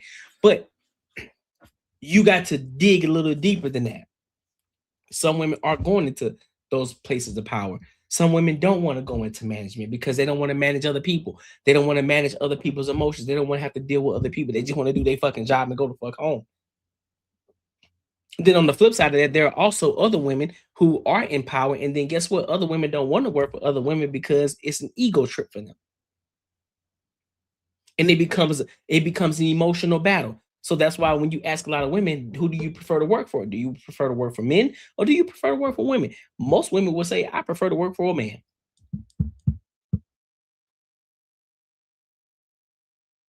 But see, she's not being genuine in the conversation. It's all about, well, men do this, but we can do it too. Cool. We're not arguing that. We know that. But the likelihood of it happening is not because of patriarchy. It's not. When you look at the likelihood, okay, you can break it all the way down. Typically, what happens? Who tends to be more successful when it comes to business when they are in leadership, men or women? You can start breaking it down. Okay, well, yeah, there are some women who are in leadership. They are very successful. But guess what? Who's more successful when it comes to being in the leadership? Is it men or women? Men. Or you could break it down to even further level. When it comes to jobs, when it comes to getting higher pay, who tends to fight for their salary more? Men or women? Men do. Men fight for their salary more. Most women just say, oh, I got the job. Hey, did you try to fight for a salary? I didn't even think about it. I was just happy I got the job. The fuck? What you mean? Most men are willing to fight for their job.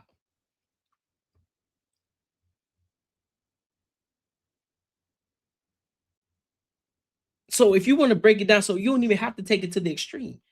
Just bring it down. Bring it down even further.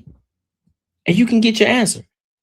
But Jazz is a headache, man. She's a headache, bro. It don't make no sense to me. Yeah, it take emotion to lead women and logic to lead men. Yeah. And this shit crazy. Yeah, I don't know, man. I think I'm kind of with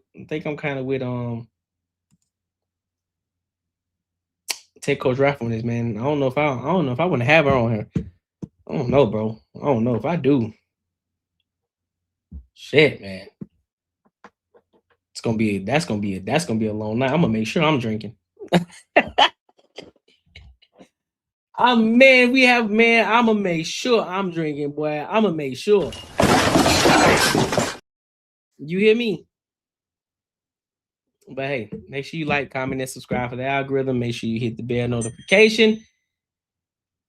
Listen, if you enjoyed this video, be sure to check out either of these two videos right here. And make sure you share this post with your friends and your family.